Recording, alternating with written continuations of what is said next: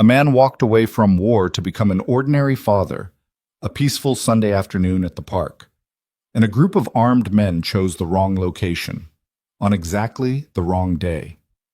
He wasn't looking for trouble. He just wanted to buy his kid an ice cream cone. But some things can't be buried forever. Instincts don't die, they only sleep. And when the first scream cut through the afternoon air, Nathan Archer was no longer a mechanic. Hit like and drop your city in the comments. Let me see how far this story travels. Now stay with me, because this one goes deep. The morning started the way most good days do in Millhaven, Virginia, without a plan. Nathan Archer woke up at 6:15 out of habit, not necessity. 8 years out of the teams, and his body still hadn't gotten the message that he was allowed to sleep in.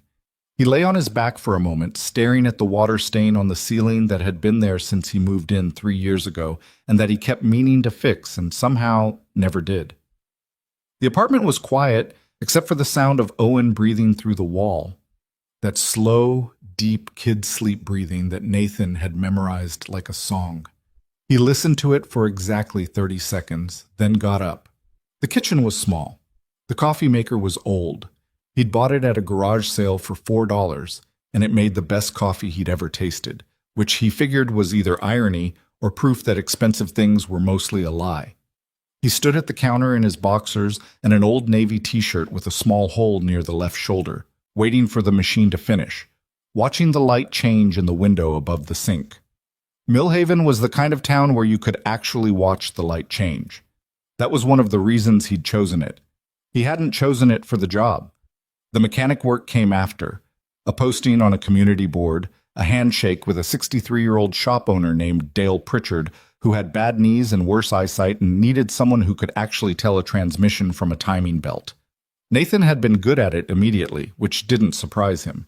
He was good at most things that required patience and attention to detail and a tolerance for grease under his fingernails. The teams had drilled that into him so deep, it had become part of his actual personality, not just his training. What he hadn't expected was that he would like it. Not just tolerate it, actually like it. The smell of motor oil, the particular quiet of the shop on slow mornings, the satisfaction of a problem diagnosed and solved without anyone getting shot. He liked that last part especially. He poured his coffee, black, and went to stand in the doorway to Owen's room. The boy was 8 years old and currently spread across his bed like he'd fallen from a great height, one arm hanging off the mattress, his Red Sox cap somehow still on his head, despite the fact that he'd been asleep for 9 hours. Nathan leaned against the doorframe and watched him for a moment. There was a baseball glove on the floor next to a library book about sharks and 3 mismatched socks and a half-eaten granola bar on the nightstand that Nathan hadn't noticed yesterday and would need to address before ants did. Owen had his mother's ears, the same slight point at the top, the same way they sat just a little high on his head. Nathan noticed it sometimes without meaning to, not with pain anymore, mostly. More like a fact he carried. Sophie had been gone for 4 years, and he'd had enough time to stop flinching every time he saw her in their son's face. Most days. He went back to the kitchen and made Owen's breakfast before he woke up. Scrambled eggs, not too soft, with the hot sauce on the side because the kid had developed opinions about condiments lately. He put 2 pieces of toast in the toaster, and when Owen shuffled out 12 minutes later, hair sideways, cap still on, dragging his feet across the linoleum, Nathan slid the plate onto the table without looking up from the pan. "Morning," Nathan said. "Is today Saturday?" Owen asked, sitting down and immediately reaching for the hot sauce. "Yeah. So we're going to the park?" "That was the plan." "Can we get ice cream after?" Nathan looked at him. "We can get ice cream after." Owen nodded like this was a business deal just concluded and picked up his fork. He ate efficiently and without conversation, which was something Nathan respected in a person regardless of their age. When he was done, he put his plate in the sink without being asked, which was something they'd been working on, and went to find his baseball glove. 5 minutes, Nathan called after him. "I know," Owen called back. They took Nathan's truck, a 2009 Ford F-150 with a crack in the dashboard and a radio that only worked when it wanted to, which today it didn't. They drove the 6 minutes to Riverside Park in silence that was comfortable the way silence between people who know each other well can be. Owen sat with the glove on his left hand already, punching the pocket with his right fist at intervals, a habit he developed this season that Nathan had noticed but not commented on, because some habits were just habits and didn't need to become discussions. Riverside Park was one of those municipal parks that had been built in better budget years and had been maintained just well enough since to avoid becoming an embarrassment. There were 2 baseball diamonds, a basketball court with one bent rim that the city had been petitioned to fix for 2 years, a concrete path that looped around a man-made pond, a stone fountain at the park's center that was original to the 1960s construction and had been repaired so many times it was essentially a different fountain, and a pavilion where youth league games were organized every Saturday morning from April through October. It was a warm day in late May, the kind of afternoon that comes around maybe a dozen times a year and that people in Millhaven saved up for without knowing it. 78 degrees, dry air, a breeze that came and went and made everything feel deliberate. Families were spread across the park in the easy, unorganized way of people who had nowhere else to be. Kids chased each other through the grass. A group of teenagers shot hoops at the bent rim court. Someone had a small portable speaker playing something with a lot of guitar. 2 older men played chess at one of the stone tables near the path. Nathan carried the equipment bag over his right shoulder. Owen was already moving ahead of him toward the open diamond on the east side of the park, which was their spot by informal agreement with whoever else used the park on weekends. First come, first served, and they were almost always first. "You're going to work on your follow-through today," Nathan said, catching up. "I know. You're dropping your elbow." "I know, Dad. I'm just saying. You've said it every week." Nathan dropped the bag behind home plate. And yet, Owen made a face that was half smile and half grievance, which was a face he'd been making since he was about 5, and which Nathan found genuinely funny in a way he didn't always show. He pulled the catcher's mitt from the bag and took his position, and Owen walked out to the mound, 60 feet for an 8-year-old, according to the Youth League measurements, and they settled into the rhythm of it. This was the best hour of Nathan's week, not because of the baseball, though the baseball was fine, because of the specific quality of his son's focus during it, the way Owen's face went serious and intent, the way he chewed his bottom lip when thinking about his grip, the way every failure to throw a strike was processed and filed and used immediately on the next pitch, rather than carried into a spiral of frustration. He was a good kid. Not perfect. He was 8, and 8-year-olds were not perfect, but good in a way that had nothing to do with what Nathan had taught him and everything to do with what he simply was. They had been throwing for about 40 minutes when Nathan first noticed the SUVs. He didn't notice them because he was looking for them. He noticed them the way he noticed most things that registered as slightly wrong. Not a deliberate scan, not paranoia, just the peripheral attention of a man who had spent years training his nervous system to flag anomalies before his conscious mind had time to ask questions.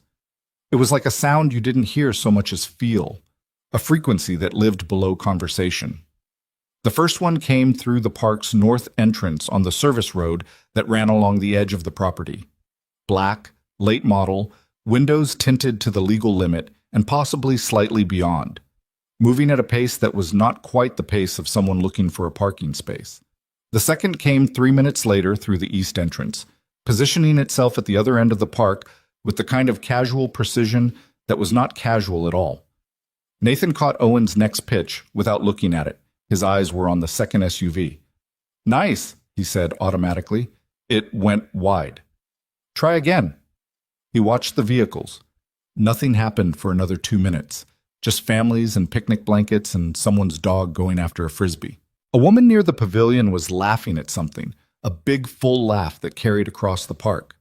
2 little girls were taking turns on a rope swing tied to a tree near the pond. The SUVs didn't move. They didn't park properly. They sat.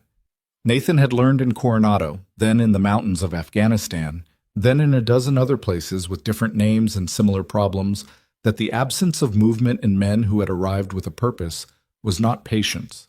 It was preparation. "Owen," he said, his voice exactly the same as it had been all morning. "Come here a second." Owen trotted in from the mound, reading nothing in his father's tone because Nathan had intended it that way. "What's up? See that fountain in the middle? Nathan said, crouching down and putting a hand on his son's shoulder, pointing across the park like he was showing him something about the scenery. Yeah. I want you to walk over there with me, and we're going to have a look at it. How's that sound? Owen gave him the look, the one that said he knew something was off but trusted the logistics. Why? Because I want to, Nathan said. Come on. He picked up the equipment bag and they walked toward the fountain, unhurried, a father and son on a Saturday. No reason for anyone to think otherwise. Nathan was counting. He was mapping the park the way he'd mapped 100 other locations. Exits, cover, civilians, angles. He was counting families, counting kids, counting how many of the park's 40 or 50 afternoon visitors were positioned near the north entrance and how many were near the east. He was also watching the doors of the two SUVs, which had still not opened. Until they did. The north vehicle went first, 4 doors simultaneously, which was training, not coincidence. 4 men in dark clothing, not tactical gear, not uniforms, just dark clothes and gloves, and the particular way of moving that told Nathan they had rehearsed this. The east vehicle opened a beat later. 3 men. Same clothes, same movement signature, same gloves. 7 total. Nathan stopped walking. He set the equipment bag down next to the fountain. Owen, he said very quietly, not looking at his son but at the 7 men spreading across the park in a pattern that the picnicking families hadn't yet registered as anything other than people arriving. I need you to get behind this fountain, right now, and I need you to stay there no matter what you hear. Owen looked at him. The boy was 8, but he was not stupid, and he had grown up in the orbit of a man who did not say things dramatically that didn't need to be said dramatically. Dad, Owen, behind the fountain, now. Something in Nathan's voice settled it. Owen moved. Nathan watched his son get into position, crouched, back against the stone, below the line of sight from either entrance. And then he turned to face the park. The first scream came from the pavilion. A woman's voice, high and sharp, the particular sound of surprise transforming instantly into terror. Then a child, a different register, more pure, which was worse somehow. Then the general noise of a crowd understanding at once that something had gone very wrong, that simultaneous intake of breath that happened before panic organized itself into movement. Nathan was already walking toward the sound. Later, he would not be able to fully account for the decision. Not in the way people expected him to. Not with a speech about duty or instinct or training. The honest answer was simpler and less cinematic. He walked toward it because there was no version of himself that walked away from it. It had nothing to do with being a hero. It had to do with being the only person in that park who had any chance of making a difference. He moved fast, not running yet, keeping his footprint small. He counted the men by their positions. 2 had broken toward the pavilion. 2 more had created a loose perimeter along the north grass. The remaining 3, from the east vehicle, were moving with more purpose than the others, toward the area near the pavilion where a woman in a pale blue dress was trying to push through the crowd toward something Nathan couldn't see yet. He registered her face as he got closer. Late 20s, early 30s, dark hair, and an expression that he recognized not as fear, but as the particular calculus of someone deciding whether to fight or run and finding the answer was fight. She was trying to get to a kid, a boy, maybe 9 or 10, brown jacket, who one of the 3 purposeful men from the east vehicle had grabbed by the arm and was now pulling backward through the scattering crowd with the efficiency of someone who had done this before. Not random violence, not robbery. This was targeted. The kid was the target. Nathan altered his angle.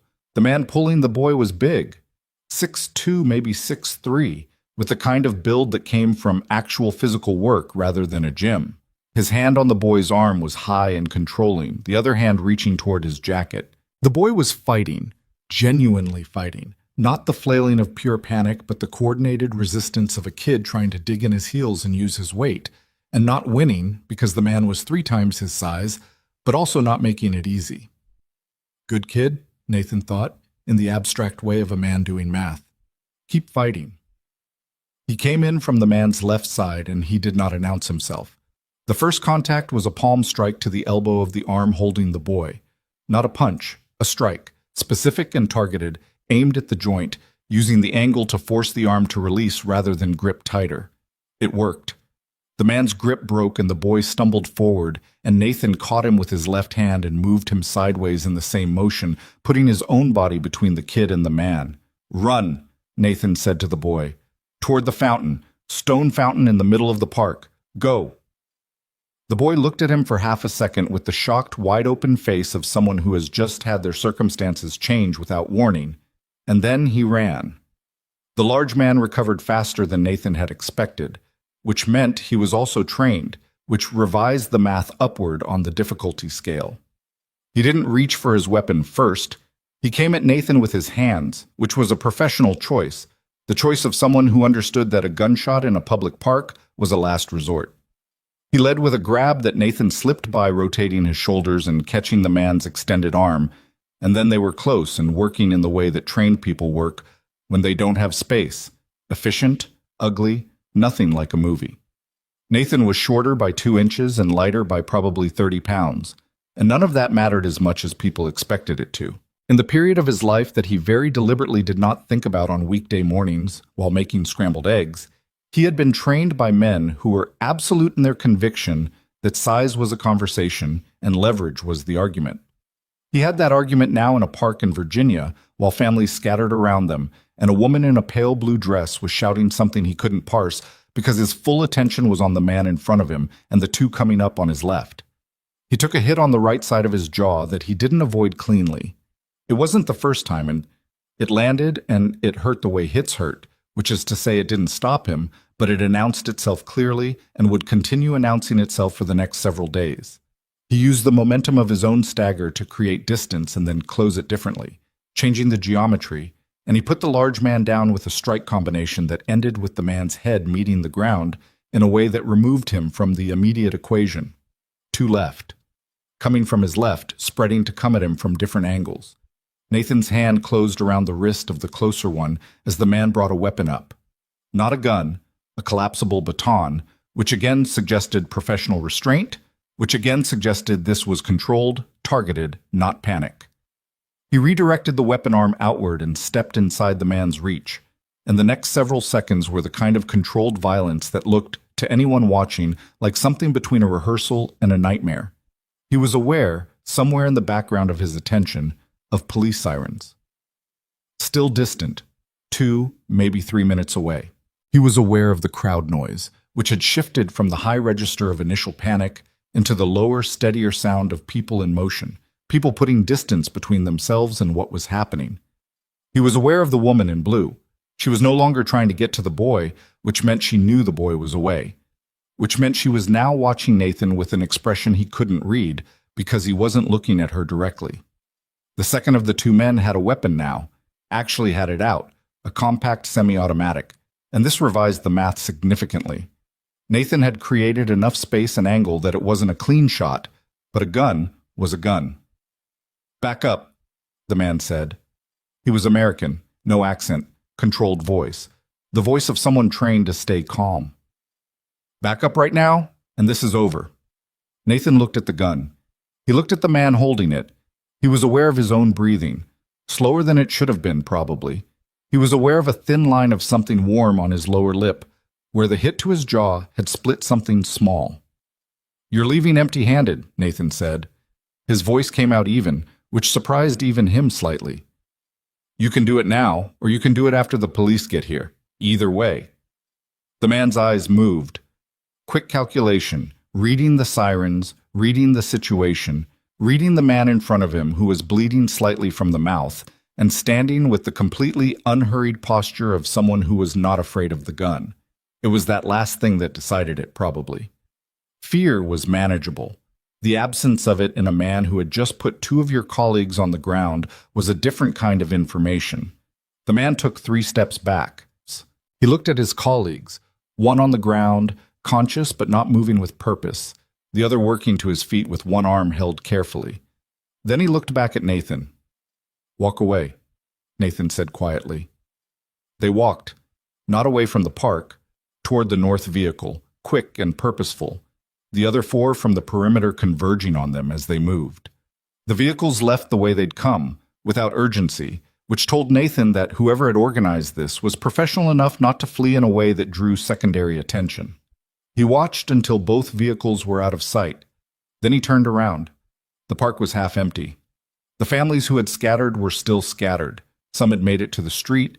Some were standing at the outer edges of the grass. Most of the children were with their parents, and the parents were on their phones.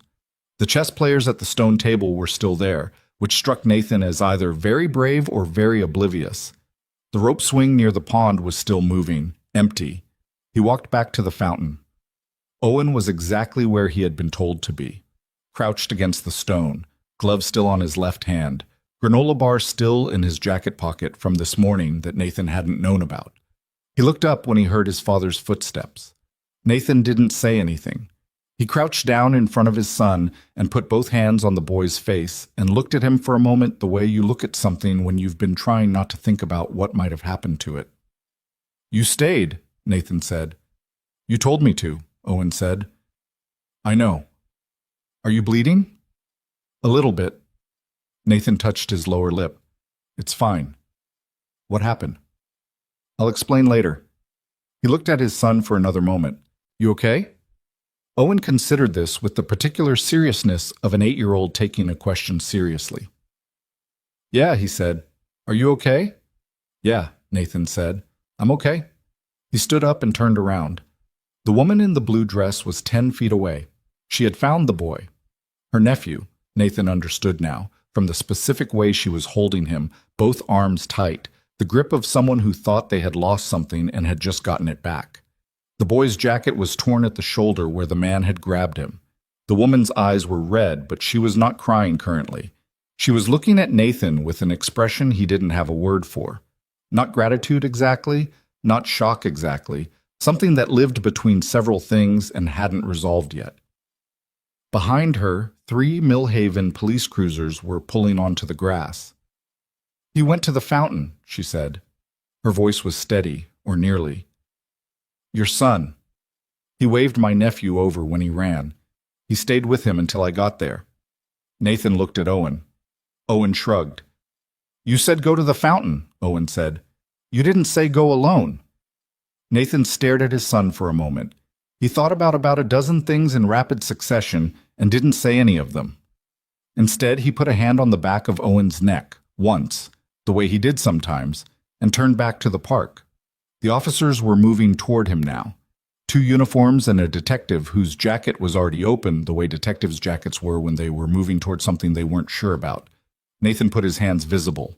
Not raised, just visible, because the situation called for clarity. "Sir, we need you to stay where you are," the detective called out. "I'm not going anywhere," Nathan said. They converged on him in the practiced way of cops managing an unclear scene. One of the uniforms going to the woman and her nephew, the detective stopping in front of Nathan, the other uniform positioning to one side. The detective was maybe 50, gray at the temples, with the particular tiredness of someone who had seen enough of the world to stop being surprised by it and then had gotten surprised again by something new. His name tag said Kowalski. "You were involved in the incident?" Kowalski said.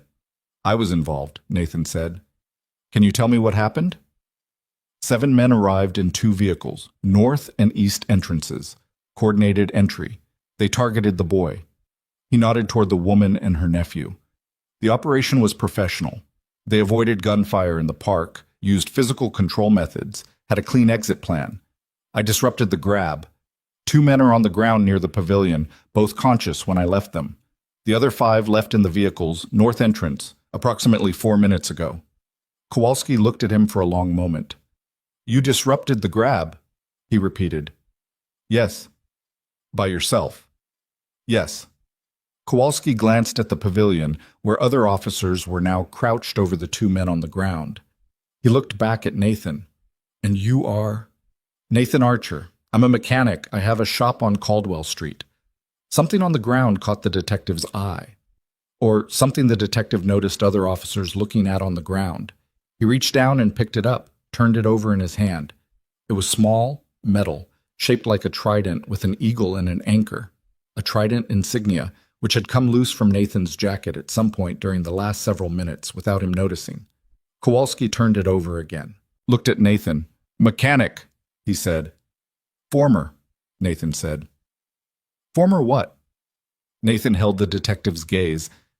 He hadn't said these words out loud in years. Not to anyone in Millhaven, not to Dale at the shop, not to any of Owen's teachers at Millhaven Elementary, not to any of the people who had slowly, over 3 years, become something in his life without ever knowing what the chapter before them had looked like. Navy SEAL, he said. I got out 8 years ago. Kowalski looked at the insignia in his hand and then back at the man standing in front of him. The slight split on his lower lip, the complete absence of adrenaline expression, the hands that were visible because Nathan had made them visible and not because he was nervous. He looked at the pavilion again, where 2 large trained men were being attended to by paramedics. Okay, Kowalski said, in the voice of a man revising his estimate of a situation significantly upward. Okay, we're going to need a full statement. I know, Nathan said. I'll give you everything I have. And your son? He's fine. Nathan looked at Owen, who was sitting on the edge of the fountain now, gloves still on, watching the police activity with the focused attention of a kid who had decided to treat this as educational. He did what he was told. Kowalski followed his gaze to the 8-year-old on the fountain, and the corner of his mouth moved in a way that wasn't quite a smile but was adjacent to one. Not a bad kid to have around, he said. No, Nathan said. He's not. They gave statements for an hour and 20 minutes, which was thorough. Nathan sat with Kowalski on a bench near the pond while another detective took the woman's statement at the pavilion table. Owen sat next to his father the whole time and didn't interrupt once, which was either excellent behavior or evidence of the fact that he had questions he was saving for later, which Nathan suspected was closer to the truth. He gave them everything he had. Vehicle descriptions, approximate plate fragments he'd caught, movement patterns, the tactical behavior of the 7 men, the 2 he'd put down, everything. He didn't editorialize. He gave facts in order and let the detectives do their jobs. At some point during the second half of the statement, the woman in the blue dress came and stood near their bench, waiting. Her nephew was with a female officer who had appeared specifically to sit with the kid, which Nathan noted as a detail that spoke well of the Millhaven PD's training. The woman was taller than he'd registered in the chaos, maybe 5'7", with a quality of stillness about her that was different from calm, more like a person who had learned to hold a lot inside because the alternative was worse. She waited until Kowalski was done and walking away before she spoke. I'm Claire Bennett, she said. Nathan Archer. He stood, because it seemed like the thing to do. I know. She had gotten his name from the detective, presumably. That's my nephew, Marcus. He's 9. A pause. He's fine. They say he's fine. He fought, Nathan said. When the man grabbed him, he fought back. That's the right instinct. Something in her face shifted at that. Not the gratitude he'd expected, but something more complicated. The expression of someone receiving information they needed but weren't quite ready to have. He's going to want to know how to do what you did, she said. I can already tell. He's 9. Give him a few years. The edge of her mouth moved. It wasn't a full smile, and it wasn't supposed to be. I don't know how to thank you, she said, and the words came out slightly raw, which meant they were actually true and not a formula. You don't need to, Nathan said. He meant it. It was not modesty. It was the straightforward reality that he hadn't done it to be thanked. He'd done it because Owen was behind a fountain and 7 trained men were in the park. Claire Bennett looked at him for a moment. Then she looked at Owen, who was watching her with open curiosity and no particular self-consciousness, because Owen did not yet have the social reflex that told you not to look directly at someone. She looked back at Nathan. Okay, she said. She seemed to be deciding something. Okay? She went back to her nephew. Nathan sat down. Owen immediately moved closer and lowered his voice to the register he used when he had saved up a question. Dad, Owen said. Yeah. Are we still getting ice cream? Nathan looked at his son. He looked at the park, the police tape going up near the pavilion, the 2 men being loaded into an ambulance, the families trickling back or standing at the perimeter in the specific way of people processing an event they would describe to other people for a long time. He looked at the stone fountain with the light on it, and the chess players who were, astonishingly, still playing chess. "Yeah," he said, "we're still getting ice cream. Chocolate for me." "I remember." They sat there while the afternoon changed around them, while Millhaven PD finished what they were doing, and the light shifted toward the gold of late May, late afternoon, and Owen eventually took the baseball glove off and put it in the bag, and Nathan put the bag over his shoulder, and they walked toward the truck. Nathan's jaw hurt. His knuckles were scraped in 3 places on his right hand. His lower lip had a small cut that had mostly stopped doing anything. He had a bruise forming on his left forearm that he hadn't noticed getting, and that would be a deep, ugly purple by tomorrow morning. He felt these things the way you feel things after, noted, cataloged, already being filed into the past. He opened the truck door. Owen climbed in. Nathan put the equipment bag in the back and got into the driver's seat and sat for a moment without starting the engine. "Dad." "Yeah." "You kept your promise," Owen said. Nathan looked at him. "You said you'd come back," Owen said, "before you went. You said you'd come back." Nathan had said that. He had crouched by the fountain before walking towards 7 armed men, and he had said those exact words to his 8-year-old son, and he had meant them the way you mean something when you know there are no guarantees, but the alternative to promising is not something you're willing to do. "Yeah," Nathan said. "I knew you would," Owen said, in the simple and complete way of a kid who had decided to believe something and had been proven right. Nathan started the truck. The radio, as if sensing the moment, decided to work. Something with guitars that neither of them knew played through the cracked dashboard speaker. They drove toward town, and the light was gold on everything, and his son was alive next to him, and his knuckles hurt. It was a Saturday afternoon in Millhaven, Virginia. The day had not gone the way either of them had planned. They got ice cream anyway. The ice cream place was called Denny's Scoop, which had nothing to do with the diner chain and everything to do with a 71-year-old man named Dennis Hobart, who had been making his own flavors in the back of a converted gas station on Maple Street for 22 years. Owen got chocolate, 2 scoops, in a waffle cone. Nathan got coffee, 1 scoop, in a cup, and they sat on the wooden bench outside in the late afternoon light and didn't talk much, which was the right call. Owen's cone dripped on his wrist. He fixed it with his tongue without breaking his gaze from something across the street that had caught his attention. A dog tied to a parking meter, some breed that was too many breeds to name, sitting with the patient dignity of a dog that had been here before and knew its person was coming back. Nathan watched his son watch the dog and drank his coffee ice cream and let the afternoon settle around them. His jaw was stiffening. He could feel it in the hinge, the specific tightening that meant bruise rather than break, which was the better of the 2 options. His right knuckles had dried by now, but left a faint rust-colored trace on his paper cup that he kept turning away from Owen's line of sight out of some instinct he couldn't entirely explain. The kid had seen enough for one afternoon. "That dog looks like a question mark," Owen said. "How does a dog look like a question mark?" "The tail," Owen pointed with the cone, carefully. "It's curved, see?" Nathan looked at the dog. The tail was in fact curved. "Okay," he said. "If I had a dog, I'd name him something good." "Like what?" Owen considered this with the same concentrated seriousness he brought to pitch selection. "Sergeant," he said finally. "That's a good name." "Or Biscuit." "That's a worse name." Owen looked at him. "Biscuit is a great name." "Biscuit is the name of a dog in a children's book." "So?" "So you said you'd name him something good." Owen returned to his cone, unoffended. This was one of the things Nathan appreciated most about his son.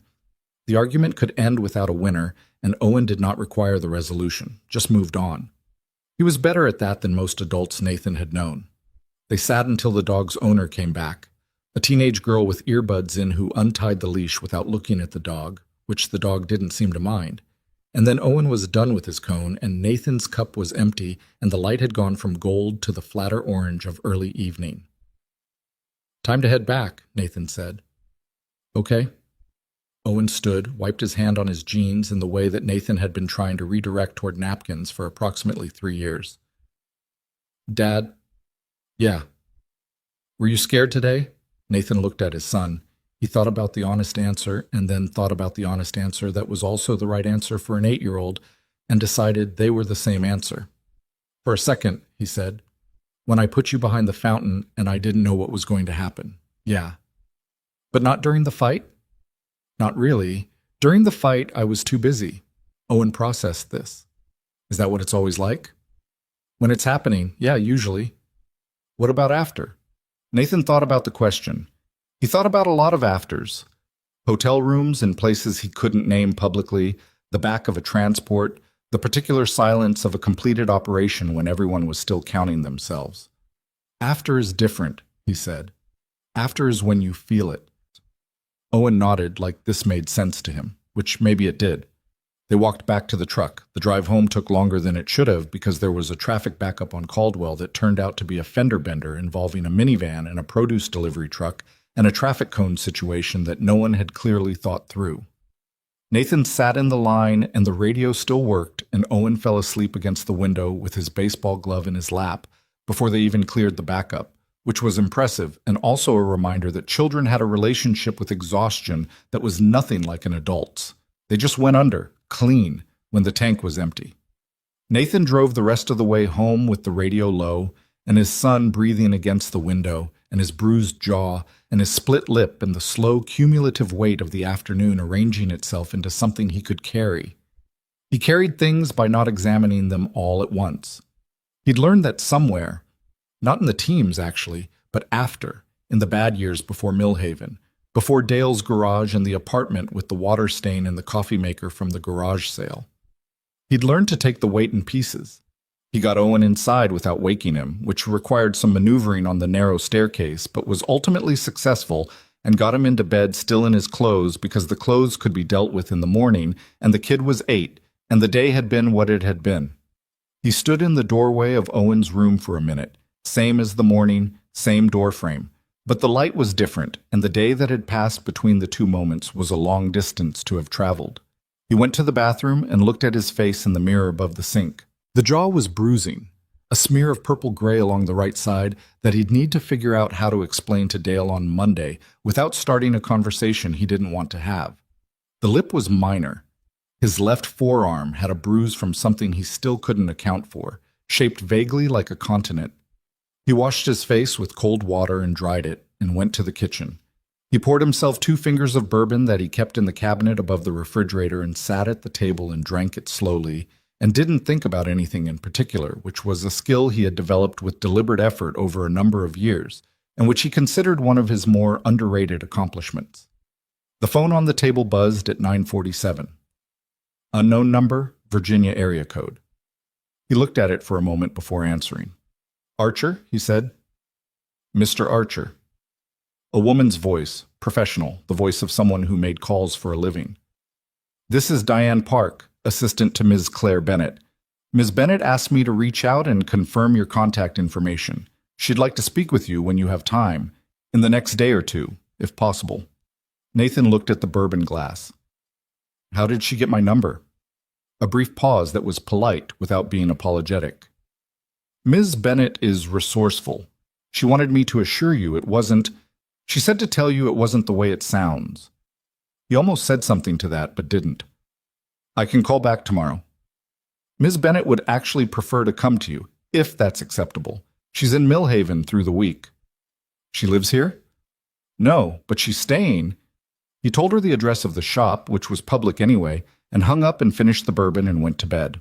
He slept without trouble because he almost always did, which was either evidence of a well-regulated nervous system or a thing he refused to examine too closely.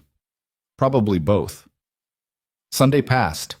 Owen woke up still in his clothes, declared himself fine, ate cereal, asked 3 questions about what had happened at the park, in the order of most to least tactical. How many guys were there? Were they actually professionals? And did it hurt? And accepted Nathan's answers with the focused attention of someone taking notes. Nathan answered honestly, which he had decided early was the only policy that made sense with the kid. Not everything, not the parts that weren't Owen's to carry, but honestly. Will they come back? Owen asked over the cereal. Not to us, Nathan said. We weren't the target, the boy was. Claire's nephew. His name is Marcus, apparently. Why did they want him? I don't know yet. And he genuinely didn't. That was a piece of information that lived inside someone else's story, and he'd only been in the corner of it for about 8 minutes of real time, however long it felt. Owen ate more cereal. Are you going to find out? Nathan looked at his son. Probably not. That's the police's job. Owen looked unconvinced but didn't push it, which was a courtesy Nathan appreciated. Monday morning at Dale's was routine except for the jaw, which Dale noticed before Nathan had even put his jacket on the hook. The heck happened to your face? Dale said from behind the counter, squinting over his glasses. Park, Nathan said.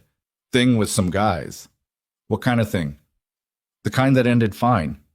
Dale Pritchard was 63 years old and had seen enough of life to know when a man was giving him the minimum and meaning it. He looked at Nathan for another moment, then went back to the invoice he'd been working on. You want ice for that? It's 2 days old. Ice won't do anything. No, Dale agreed. I suppose not. They had 3 cars in that week. A Civic with transmission trouble, a pickup with a brake line issue that had been developing for longer than the owner wanted to admit, and an older Audi that had thrown a diagnostic code that turned out to be a sensor rather than the catastrophic engine failure the owner had convinced himself it was. Nathan worked through all 3 with the methodical focus that made him good at the job, and that he understood, on some level, was the same part of his brain that had made him good at other things in other contexts.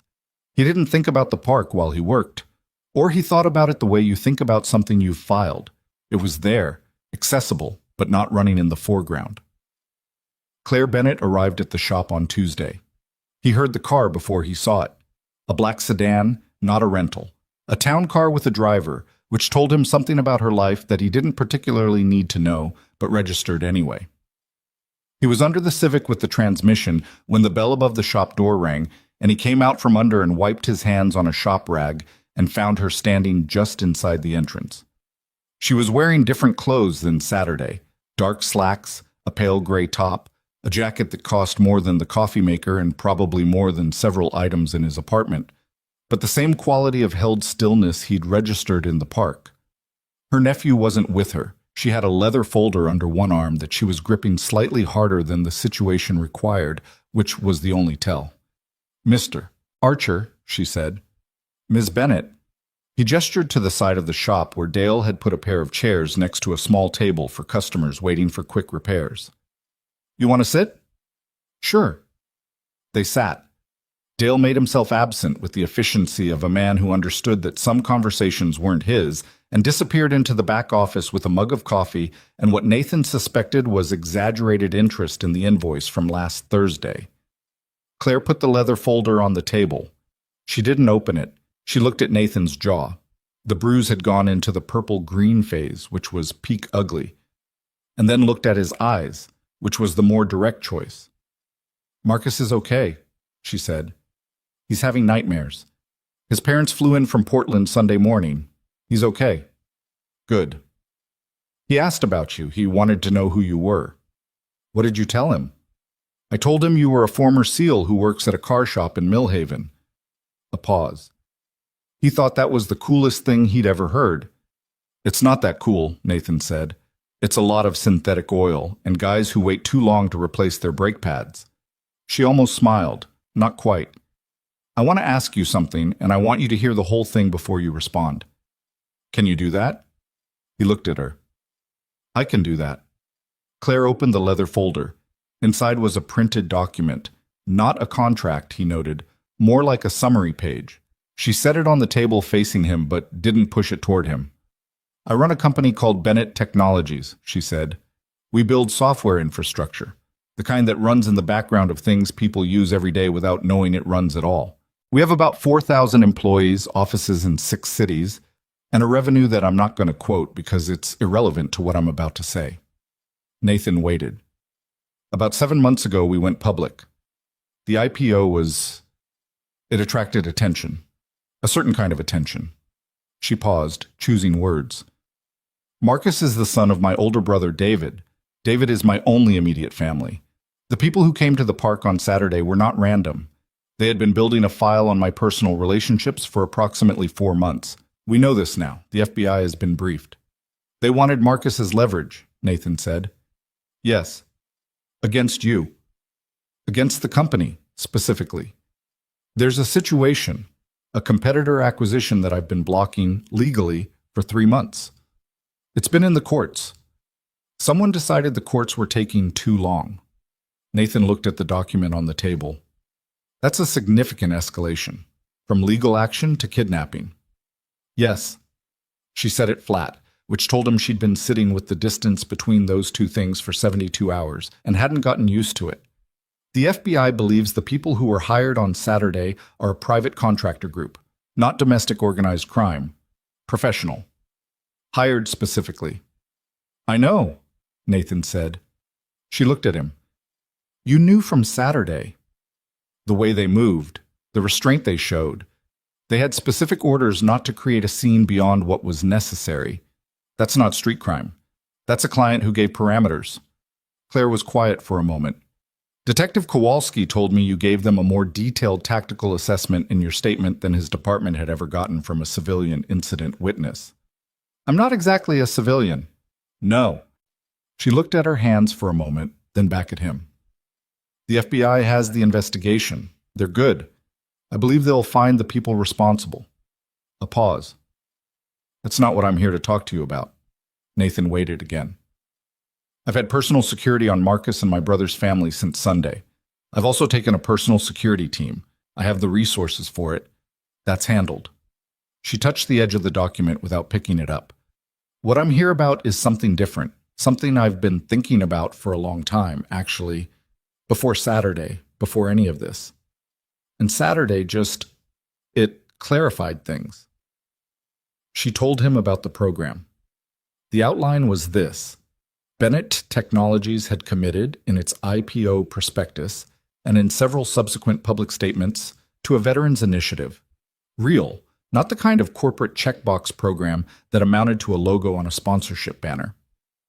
The company had the money and the stated intention, but what it didn't have was someone who understood what veterans actually needed in the transition from military to civilian work, who could design a program from the inside rather than from the perspective of a nonprofit board in a conference room deciding what they thought veterans needed.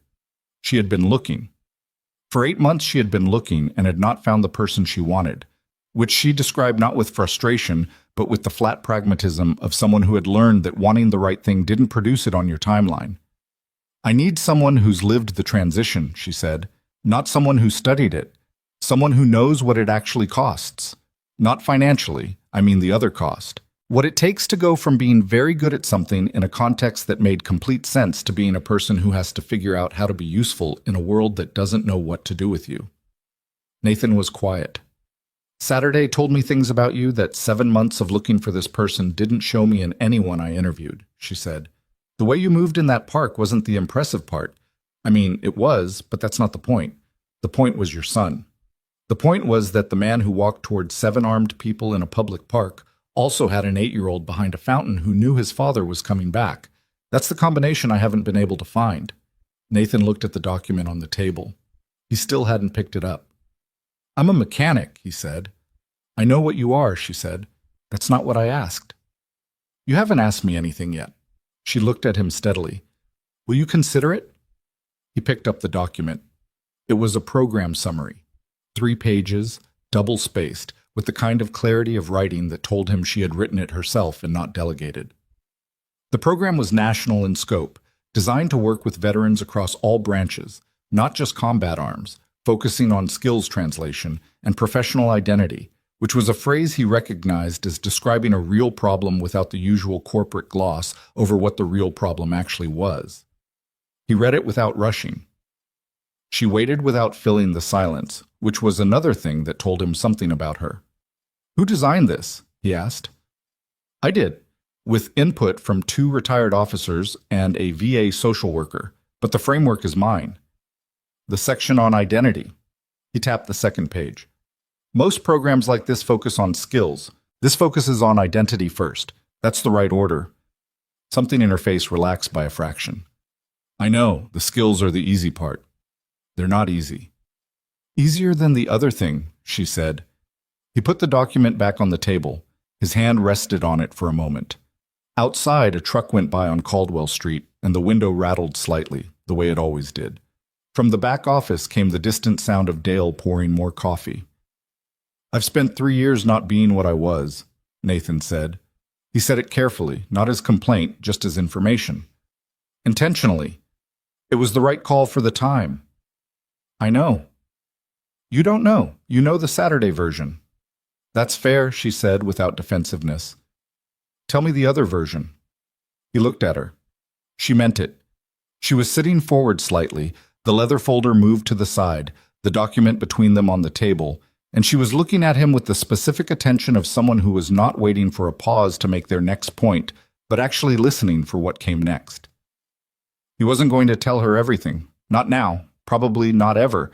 Not because it was secret, but because some of it was his and Owen's and Sophie's and didn't belong in a Tuesday morning conversation at a mechanic's shop. But he told her some of it. He told her about getting out. Not the official version, not the paperwork version, but the actual experience of one day being embedded in a highly specialized team where your value was understood implicitly, and the next day being a 30-year-old widower with a 4-year-old and a skill set that didn't translate to a resume bullet point without sounding either alarming or absurd. He told her about the first 6 months, which were bad in a specific and private way. He told her about finding Millhaven by accident, more or less. A friend of a friend had mentioned Dale's shop. He'd come for a week. He'd stayed because Owen had made a friend at the playground and because the apartment was cheap, and because sometimes the decision of where to put down a life is made by smaller things than you'd expect. He didn't tell her about Sophie. That wasn't hers. Claire listened. She didn't offer anything while he talked. No nods of affirmation, no small sounds of agreement.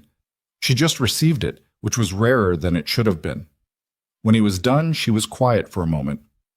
"The people I've been looking for this role," she said, "they fall into 2 categories. The ones who never left it behind, who want the program to be an extension of military culture, which helps some people and fails others. And the ones who left it so far behind, they've lost the specific knowledge of what it costs." She paused. "You're neither." "I'm somewhere in the middle," Nathan said. "That's not the same as having the answer." "No," she agreed, "but it's the right starting place." He sat with it. The shop had the smell it always had.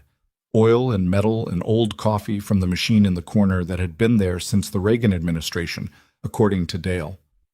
A car passed on Caldwell. The window rattled. "My son's in school here," Nathan said. "I'm not relocating. The program can be headquartered wherever you are. We have a regional office in Richmond, 40 minutes away. Most of the operational work is travel and remote. You'd need to be in New York for initial setup, maybe 3 weeks total across the first few months." "Who does Owen stay with during travel?" She hadn't expected that question, or had expected it and didn't have a ready answer, which was more honest. "That's something we'd work out," she said. "I'm not going to tell you it's already solved." "I appreciate that," he said, and meant it. "The people who told you everything was already solved were usually trying to prevent you from thinking about it." "I'm not asking for an answer today," Claire said. "I'm asking you to take the document home and read it properly and think about it." "I read it properly."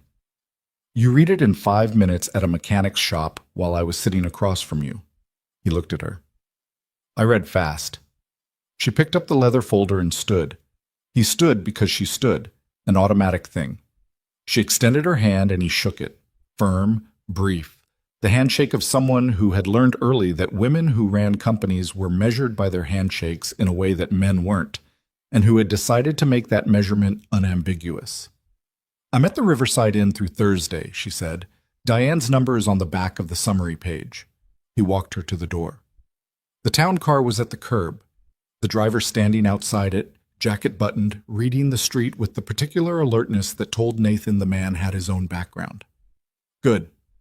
She had security that knew what it was doing. He watched the car pull away and stood in the doorway of Dale's shop in the Tuesday morning and looked at Caldwell Street for a moment before going back to the Civic with the transmission. Dale emerged from the back office with timing that was too perfect to be accidental, fresh mug of coffee in hand, an expression of elaborate disinterest on his face. He sat down at the counter and opened an invoice and did not look at Nathan. "Claire Bennett," Dale said to the invoice. Nathan got back down on the creeper. "You know who she is?" I have the internet, Nathan. The woman's company was on the news 2 months ago. A pause. What'd she want?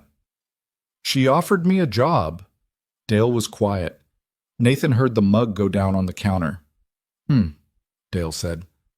I didn't take it. Did you turn it down? Nathan slid back under the Civic. Not yet. There was a long silence from the direction of the counter. Then Dale said, You know I'd need 2 weeks' notice, at minimum.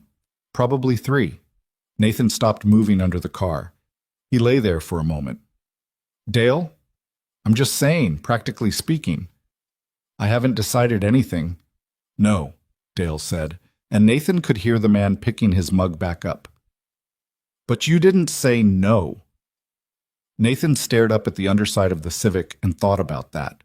The transmission problem was in the valve body, which he'd suspected since Saturday, and which the inspection was now confirming. He picked up the wrench. Dale was right. He hadn't said no. He'd said he was a mechanic. He'd said his son was in school. He'd said the right things that a man says when he is being careful about something that has caught him somewhere he wasn't expecting to be caught. But he hadn't said no, and he knew why. And the why was sitting on the passenger seat of his truck in a leather folder, because he'd picked it up on the way out without meaning to. He worked until 6, which was his normal time. He drove to Owen's school and picked him up from after school, where Owen was in the middle of an argument with a boy named Caleb about whether or not a Brachiosaurus could beat a T-Rex in a fight, a debate that Owen was losing on the grounds of speed differential, and that he returned to in the truck with a commitment Nathan found admirable if misplaced. The Brachiosaurus has reach, Owen said. A T-Rex has 4-inch teeth. Reach matters. Not if the other thing is faster. Owen turned this over. You're taking the T-Rex's side. I'm acknowledging the reality of the T-Rex's advantages. That's the same thing. It really isn't. Owen sat back against the seat with the expression of someone who had more to say but was choosing his moment. They drove past the park, Riverside Park, the one on Elm, the one with the fountain and the bent basketball rim and the chess tables.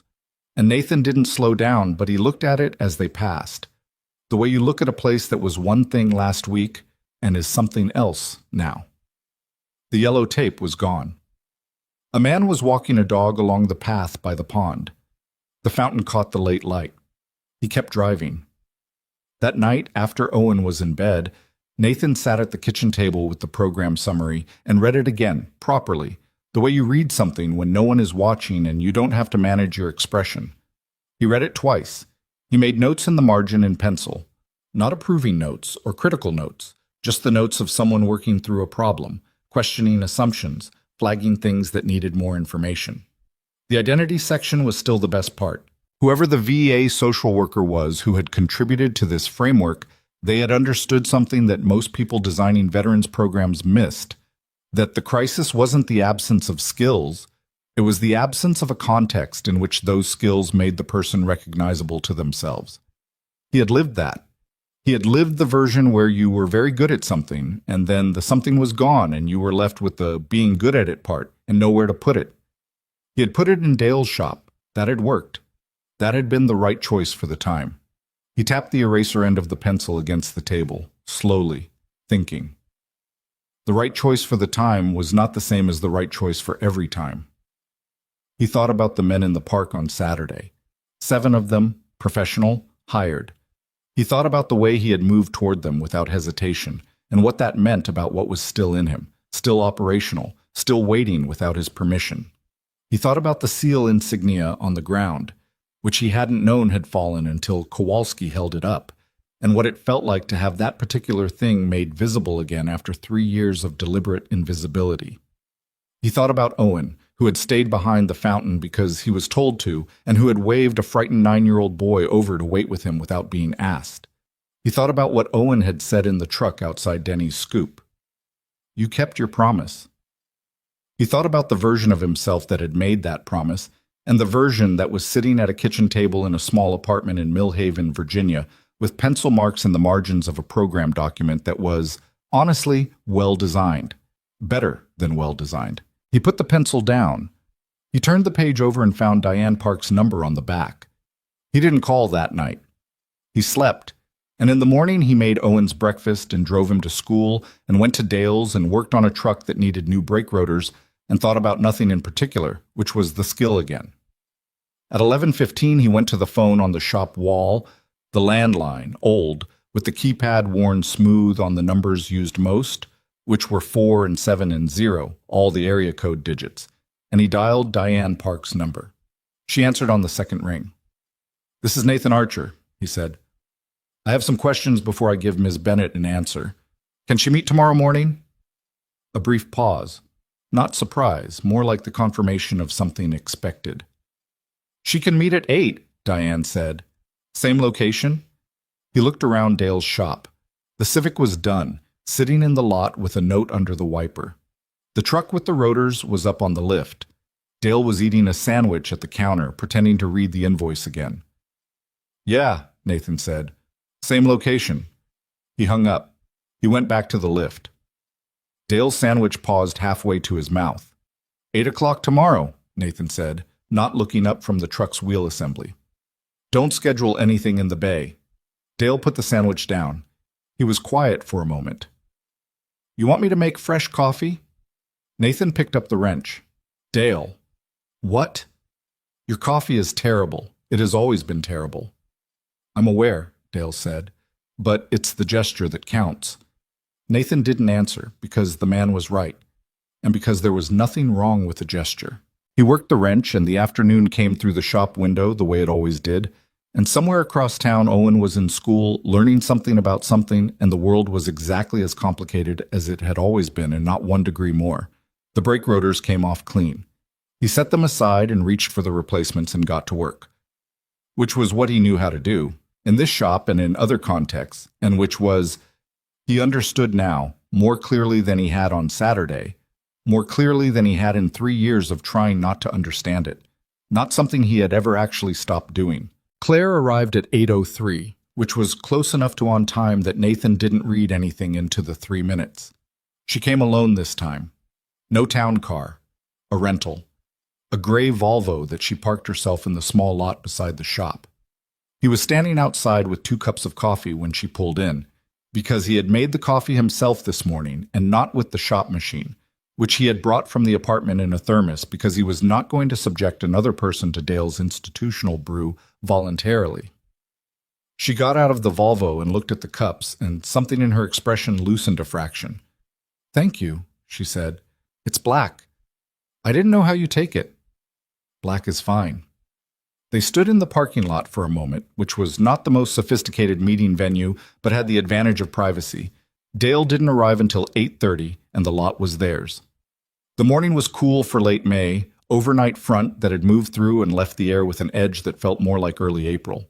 Claire had a jacket on over yesterday's professional clothes, and had her hair pulled back differently, less formal, which told him she'd thought about this meeting enough to make a choice about it. "You have questions," she said. "I have questions." "Go ahead." He asked them in order, which was how his mind organized things. Who would he report to? Her directly, which she confirmed without hesitation. Not a board committee or an HR department or a layer of management that would translate his work into something unrecognizable. What authority would he have over the program's design?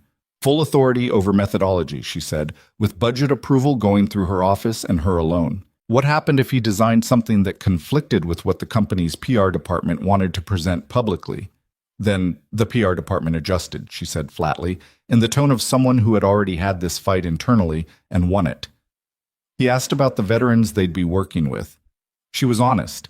She didn't have the network yet. That was part of what she needed him to build, starting from the VA offices and base transition assistance programs and the organizations that were already doing pieces of this work, imperfectly and underfunded, and connecting them into something that had actual infrastructure behind it. "You're not starting from nothing," she said, "but you're starting from close to nothing." "That's fine," Nathan said. "Starting from nothing is easier than inheriting something broken." She looked at him over the coffee cup. "That's a useful thing to believe." "It's not a belief. It's experience." He asked about travel. How much, how far, how often. She gave him a realistic answer, significant in the first year, less after the foundation was built. He asked again about Owen, not because he expected her to have solved it since Tuesday, but because he wanted to see how she handled the repetition. She didn't deflect. "I've been thinking about that since you asked," she said. "I don't have a ready solution. I have ideas like the company has a backup childcare network for employees with kids. I can extend that to cover your situation, but I know that's not the same as someone Owen actually knows and trusts. That part is yours to figure out, and mine to support however I can. I'm not going to pretend I have it handled." Nathan drank his coffee. A car went by on Caldwell, first of the morning traffic. Two crows were doing something argumentative in the elm tree at the edge of the lot. "One more question," he said. "Okay." "Why me?" He said it flat, not as a challenge, as an actual question. "You have 4,000 employees. You have access to every veterans organization in the country. You could hire a retired general with 3 consultancies and a book deal. Why a mechanic in Millhaven you met 48 hours ago in a park where something bad happened?" Claire was quiet for a moment. She looked at her coffee cup, then at him. "Because of what you did when it was over," she said. He waited. "Not the fighting. After. You walked back to the fountain, and you crouched down in front of your son, and you put your hands on his face." She said it carefully, like she'd been thinking about the words. "You didn't check yourself first. You didn't decompress. You went straight to him. And then when the police came, you gave them the most precise tactical account I've ever heard anyone give, and then you went and got ice cream." A pause. "That's not a skill you can hire. That's a person." Nathan looked at her. He didn't have an answer for that, which was fine because she wasn't asking for one. "Okay," he said. "Okay, you'll think about it? Or okay, something else?" "Okay, I'm in," he said, with conditions. Something moved in her face. Not triumph, closer to relief, which was the more honest response. "Name them." They talked for another 40 minutes. He named 4 conditions. Owen's school schedule was non-negotiable, and all travel would be structured around it. The program's methodology would not be subject to marketing revision without his explicit sign-off. He would need 6 weeks before the formal start to do a research tour, VA offices, transition programs, base interviews, before designing anything, because he refused to design a program for people he hadn't talked to. And he would keep his name off any press materials for the first year, because he was not interested in being the face of something before it had proven it worked. Claire agreed to all 4 without negotiation, which told him she'd anticipated at least 3 of them. "The press one," she said, "I'll agree to, but I want you to know it'll be hard to enforce past the 6-month mark. When the program starts producing results, people will ask." "When it produces results," he said, "we can talk." She extended her hand. He shook it, same as Tuesday. Firm, brief. This time there was something different in it, not just a transaction. "When can you start the research tour?" she asked. 3 weeks. I need to give Dale proper notice." She nodded. She looked at the shop, the old sign above the bay doors, the car in the lot with the finished job note under the wiper, the particular patina of a place that had been doing the same thing in the same spot for a long time. "You're good here," she said. It wasn't a question. "Yeah," Nathan said. "Dale's a good man." "That's not nothing." "No, it's not nothing." She got in the Volvo and backed out of the lot and turned north on Caldwell. He watched the car until it went around the corner. Then he stood in the lot for a moment with his empty coffee cup and the morning coming in full now, the cool edge off the air, the crows still going at it in the elm. He went inside and waited for Dale. Dale arrived at 8:32, which was his standard time, because punctuality for Dale Pritchard was a concept he respected in others and approached with flexible interpretation in himself. He came through the back door with his own coffee from the gas station on the corner, the kind in a styrofoam cup that had been sitting on a burner for an hour before he'd bought it, which Nathan had stopped commenting on 2 years ago. He settled behind the counter and looked at Nathan, who was already in his coveralls and pulling the day's work order. "She's gone?" Dale said. "Just left." "And?" Nathan set the work order on the counter. "I need to give you 3 weeks' notice." The shop was quiet. The fluorescent light above the lift buzzed the way it always did, a low electrical hum that Nathan had stopped hearing after the first week, and that he suddenly heard clearly now, in the specific quiet of a decision announced. Dale looked at the work order. He looked at his coffee. He looked at the light above the lift. 3 weeks, he said. I'll help you find someone. I know 2 guys from the Tuesday night class at the community college. One of them is better than he thinks he is. What's his name? Torres. Rafael Torres. He's 24, works at the Jiffy Lube on Route 9, hates it. He'd be here in a week if you called. Dale made a noise that was not quite a word. He drank his terrible coffee. Nathan watched him because Dale Pritchard was the first person in Millhaven who had known him, not in the way of people who had heard what happened at the park last Saturday and thought they understood something, but in the simple and irreplaceable way of someone who had worked next to you every day for 3 years and had taken the measure of you through the ordinary evidence of how you showed up. You were never going to stay forever, Dale said finally. Not sad, not resigned, just accurate. The tone of a man who told the truth about things. I didn't plan to leave, Nathan said. No, but you were never going to stay forever. Dale set down the cup. I knew it when I hired you. Man with your background, working on carburetors in Millhaven. It was always temporary. 3 years is not nothing. No, Dale said. 3 years is not nothing. You kept this place running when my knees went out, and you never once complained about the pay, and you found the coolant leak on the Morrison woman's van that 2 other shops missed. He paused. I'll call Torres. Nathan looked at him. Thank you, Dale. Don't. Dale waved a hand. Thank me by teaching Torres your intake procedure. He probably doesn't document properly. They never document properly. I'll write it up. Good. Dale picked up the work order Nathan had put on the counter. Now, we have a Subaru coming in at 9 with what the owner describes as a clunking sound, which could be 17 different things, and a BMW that needs its 60,000-mile service, which the owner has delayed to 78,000 because he is, in my professional estimation, an optimist. So, Nathan pulled on his gloves. So, he said, the 3 weeks passed in the particular way of countdowns that are both too long and too short. Each day full of its own complete content, the shop and the school pickup and Owen's baseball practice, and the Tuesday night that Nathan called his sister-in-law in Portland, Sophie's older sister Karen, who he stayed in contact with because she was the last thread to Sophie's family, and because Owen needed people in his life who remembered his mother. Karen had heard about the park from a news alert, which had included Nathan's name, and she had some things to say about it.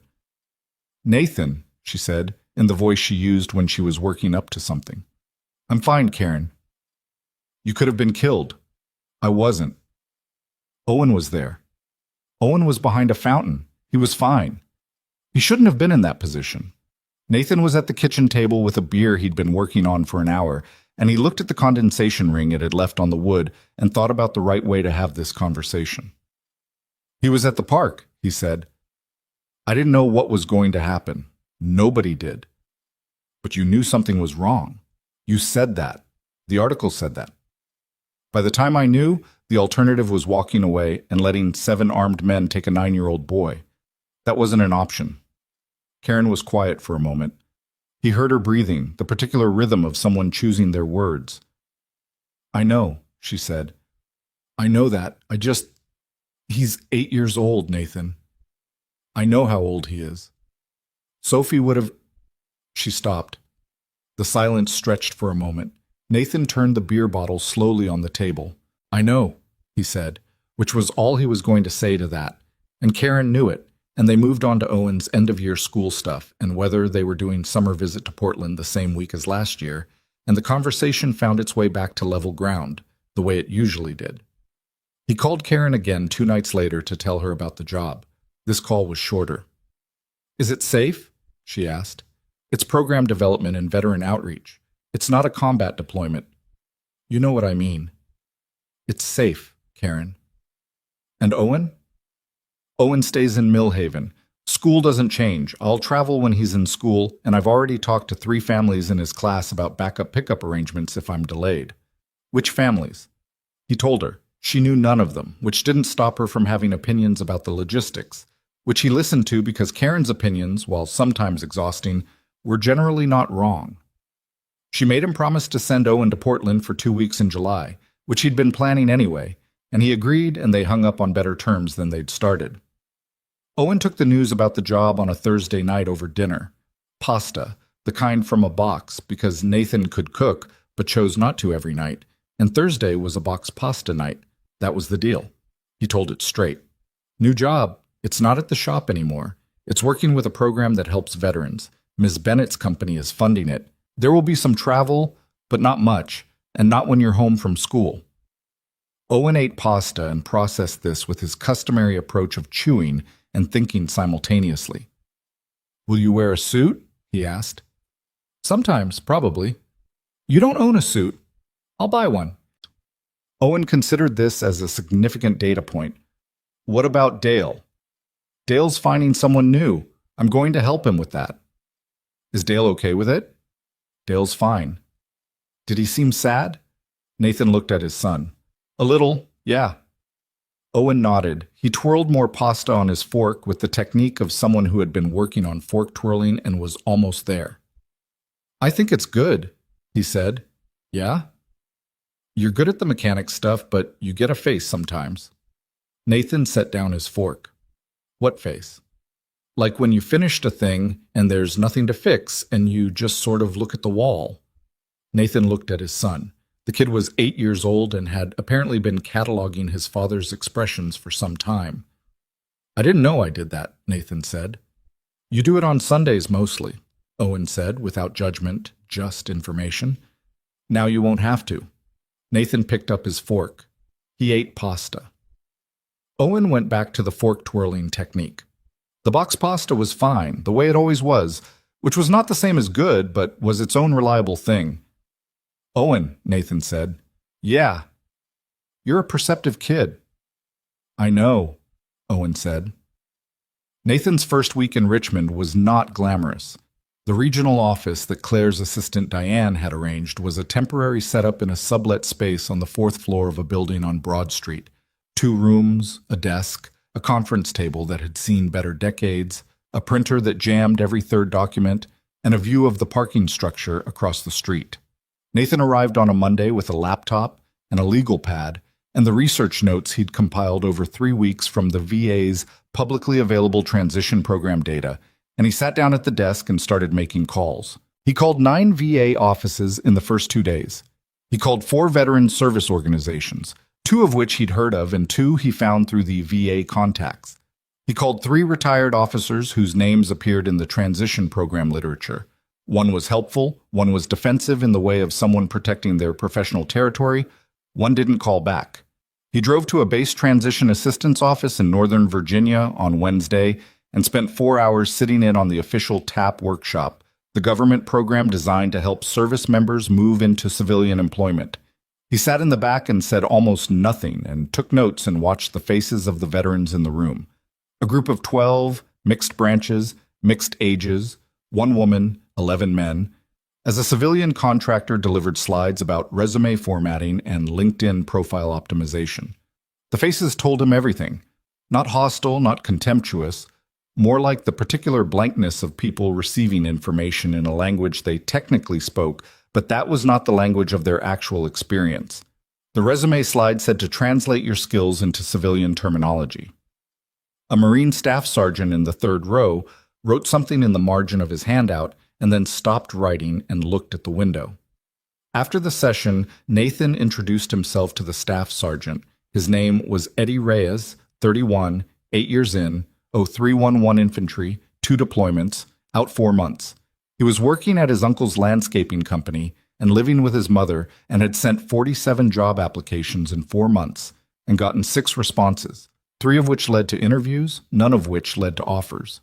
The interviews, Nathan said, they were standing in the parking lot, the session over, the other attendees filtering toward their cars. What happened in the interviews? Reyes rubbed the back of his neck. He was a compact man with careful eyes and the posture of someone who had learned to take up exactly the space assigned to him. They'd asked me to describe a time I'd shown leadership, he said, and I'd try to give them a real example, and you could see them not knowing what to do with it. Like, I told one guy about a patrol contact in Helmand. I tried to describe the decision I made and why, and he just... Reyes made a gesture that meant the conversation had ended in a way that wasn't spoken. I learned to make stuff up, generic stuff. I led a team project that came in under deadline, but then I feel like a liar because that's not. He stopped. That's not what I actually did. No, Nathan said, it's not. And if I say the real thing, I scare them. Yeah. So what do you do with that? Nathan looked at him. It was a genuine question, the kind asked by someone who had been sitting with it for months and hadn't gotten an answer anywhere that worked. That's what I'm trying to figure out, Nathan said, for a program. That's why I'm here. Reyes looked at him with the evaluating expression of someone who had learned to sort the people who said they were trying to help from the people who actually were. Something in Nathan's face, or bearing, or the quality of the answer must have landed correctly because Reyes nodded, short and definitive. You got a card? Reyes said. Not yet. Give me your number. I'll call you when something is ready to look at. Reyes put his number in Nathan's phone. They shook hands. Reyes walked to his car, an older Jeep Cherokee, Virginia plates, a parking permit hanging from the mirror from a base he no longer had access to. Nathan drove back to Richmond and sat at the desk with the legal pad and wrote for 2 hours. Not program design, but just notes, real ones. Reyes, the Marine Staff Sergeant, the thing about translating and feeling like a liar, the blankness of the faces in the Tapey workshop, the disconnect between the language of military experience and the language that civilian employers used, and why that disconnect was not primarily a communication problem, it was an identity problem. It was the problem of being asked to describe yourself in terms that didn't include the most important things you'd done, which made the description feel like a lie, even when every word was technically true. He called Claire that evening. She picked up on the second ring, which he was starting to understand was just how she operated. Present, fast, full attention. How was the tap session? She said. Informative in the way that watching something fail is informative. That bad? Not the people running it, the framework. The framework assumes the problem is skills translation. But the problem for most of these guys isn't that they don't have skills. It's that the skills they have are attached to an identity that civilian employment has no category for. He paused. We're not building a resume workshop. We need to build something that addresses the identity gap first, and then the skills translation falls into place. There was a brief silence on her end. Not hesitation, processing. He was learning to tell the difference. That's a longer program than we initially scoped, she said. Yes. How much longer? Depends on the cohort, but you can't rush the identity piece. If you rush it, you get the same thing TAP is already producing, which is people who can write a resume that gets them into an interview where they feel like liars. Okay, she said. I want to talk to 50 veterans before I finalize the design, 40 more than I've done. How long will that take? 6 weeks if I move efficiently. Do it, she said. He heard something in the background on her end, voices, the specific ambient noise of a large office. Send me a weekly summary, not a report. Just tell me what you're finding. I can do that. Nathan, a pause. You're right about the identity piece. I knew it when I wrote that section, but I didn't know how to operationalize it. That's what you're for. I'm working on it, he said. He spent the next 6 weeks doing what he'd said, moving efficiently, which in practice meant a kind of focused, low-drama travel that Owen barely noticed because Nathan had organized it the way he organized most things, with enough advanced structure that the variations were manageable. He was home every weekend. He ate box pasta on Thursday nights and watched Owen's baseball games on Saturday mornings and had the Brachiosaurus versus T-Rex debate revisited twice more, with new evidence introduced on both sides and no resolution in sight. He talked to veterans in 4 states. He drove to transition assistance offices and VSO chapter meetings in community colleges that had veteran re-enrollment programs, and a barbershop in Raleigh that a former Army medic had turned into an unofficial gathering place for veterans from the local National Guard unit. He sat and listened more than he talked, which did not come naturally to him, but which he'd learned was necessary, because the point wasn't to tell people what the problem was. It was to hear them describe it in their own words until the shape of the actual problem emerged from the aggregate. The aggregate was consistent. The problem was not resume writing or interview skills or networking or any of the surface level gaps that existing programs addressed. The problem was the moment when a person who had been embedded in a structure of clear purpose and unambiguous identity — you were a Marine, a SEAL, a medic, a crew chief, and that meant something specific and legible — was dropped into a civilian context where none of that was legible, and the expectation was that they would simply rename themselves and proceed. The renaming didn't work. It produced people who had technically transitioned but who were operating at a distance from their own competence, doing jobs they could do without believing in what they were doing, which was its own kind of injury. He wrote this in the weekly summaries he sent Claire, not in those terms exactly, but with the specificity that came from 50 conversations rather than theory. She read every one and responded briefly, usually within 24 hours, sometimes with a question, sometimes just with a single line that told him she'd understood and absorbed it. On the 7th week, he drove back to Millhaven. Not for any specific reason except that he needed to think in a place that was familiar. And the apartment on Caldwell Street was still his, and Owen was home for a weekend he hadn't needed to travel through. And on Saturday morning, they went to the park. Not Riverside Park. The other one, Millhaven Community Park on Jefferson Avenue, which had swings and a sand court and a concrete path and none of the particular history of the one on Elm. Owen hadn't asked to avoid Riverside, and Nathan hadn't suggested it, but they'd both navigated to the other park by some unspoken mutual agreement that didn't need to be examined. Owen played on the swings for about 15 minutes with a kind of mechanical commitment that suggested he was thinking about something else. Nathan sat on the bench nearby and watched him, and thought about program structure and made notes in the legal pad with the pen he kept in his jacket pocket, which had become a habit of the last 6 weeks in the way that new tools become habits when you're using them every day. "Dad," Owen said from the swing. He was pumping himself without trying to go very high, just maintaining a lazy arc. "Yeah.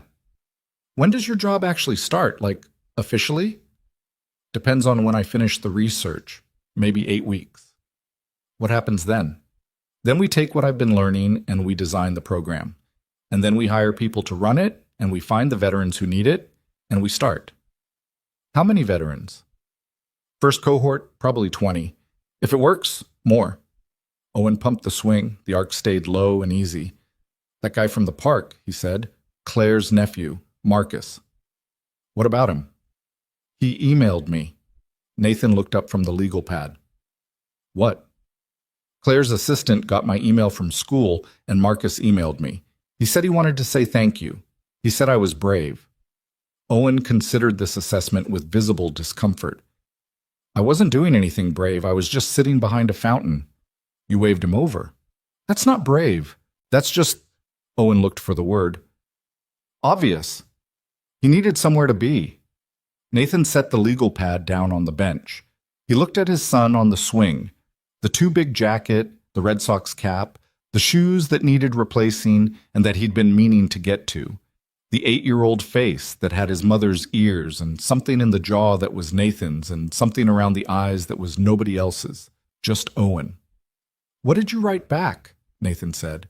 "I said he was welcome and that it wasn't a big deal and that his aunt was pretty cool." Owen paused.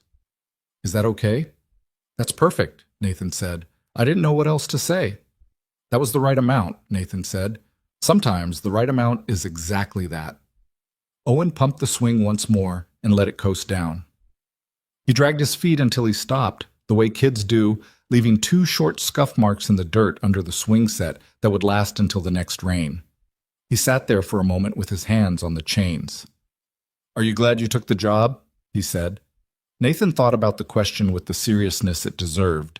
He thought about Eddie Reyes in the parking lot at the base in Northern Virginia, the thing about feeling like a liar. He thought about the 50 conversations and the legal pad and the weekly summaries and the desk in Richmond with the printer that jammed. He thought about Dale's coffee and the Civic with the transmission and the water stain on the apartment ceiling that he still hadn't fixed. "Yeah," he said. "I think I am." Owen nodded. He stood up from the swing and dusted his jeans in the automatic way of someone who had been told to do this enough times that the motion had become reflexive. "Good," he said. "Because I already told my class about it." Nathan blinked. "You told your class?" I did a thing for current events. Mrs. Felton said we had to bring in something about a job, so I talked about yours. I haven't started yet. I know, I talked about what you were going to do. Owen picked up the baseball glove from the ground beside the bench where he'd left it. Mrs. Felton said it sounded important. Nathan looked at his son for a moment. He thought about a lot of things in the span of a few seconds, not dramatically, just the way thoughts came when you were sitting in a park on a Saturday with a person who was the clearest evidence you had that you had done at least some things right. Did anyone ask questions? Nathan said. Tyler Benson asked if veterans had PTSD. Owen considered this. I said some do and some don't, and it's not really the point. That's a good answer. I know. Owen put the glove on. Can we throw for a while? Nathan picked up the legal pad and catcher's mitt. The May morning had settled into the warm part of the day, the cool edge gone, the light flat and comfortable. Somewhere across the park, a kid was yelling about something in the specific key of joy rather than distress, which was easy to tell apart if you'd learned the difference. Yeah, Nathan said. Let's throw. They walked out to the open grass, and Nathan took his position, and Owen walked his distance, and they settled into the rhythm of it. The throw, the catch, the small corrections, the larger patience. Owen's follow-through was better than it had been at the start of the season. Not fixed, not perfected, just measurably better, which was the only kind of progress that was real. Owen threw a pitch that went true, and Nathan caught it clean, and the smack of the ball in the mitt was a good sound, the kind that didn't require any commentary. He threw it back. Owen caught it, reset, examined his grip. The afternoon had its own momentum now, and they stayed in it, saying very little, the way people do when the activity is the conversation and the conversation is enough. Nathan's jaw had healed completely by now, the bruise gone through its color stages and faded. His knuckles were fine. The cut on his lip had closed and disappeared into skin. The body accounted for itself and moved forward, which was what bodies did. He was 34 years old, and he had built something in Millhaven that was real, and he was leaving part of it behind and building something else. And his son had done a current events presentation about it in Mrs. Felton's class, and Eddie Reyes's number was in his phone. He caught another pitch. He threw it back. Owen caught it and grinned, just briefly, at something.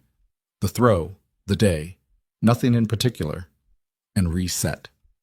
The park was alive around them in the ordinary Saturday way, and Nathan Archer was exactly where he was, doing exactly what he was doing, which was not a small thing, and which he had the particular self-knowledge now to understand was not nothing. The program didn't have a name for the first 3 weeks of its official existence, which bothered Claire more than it bothered Nathan.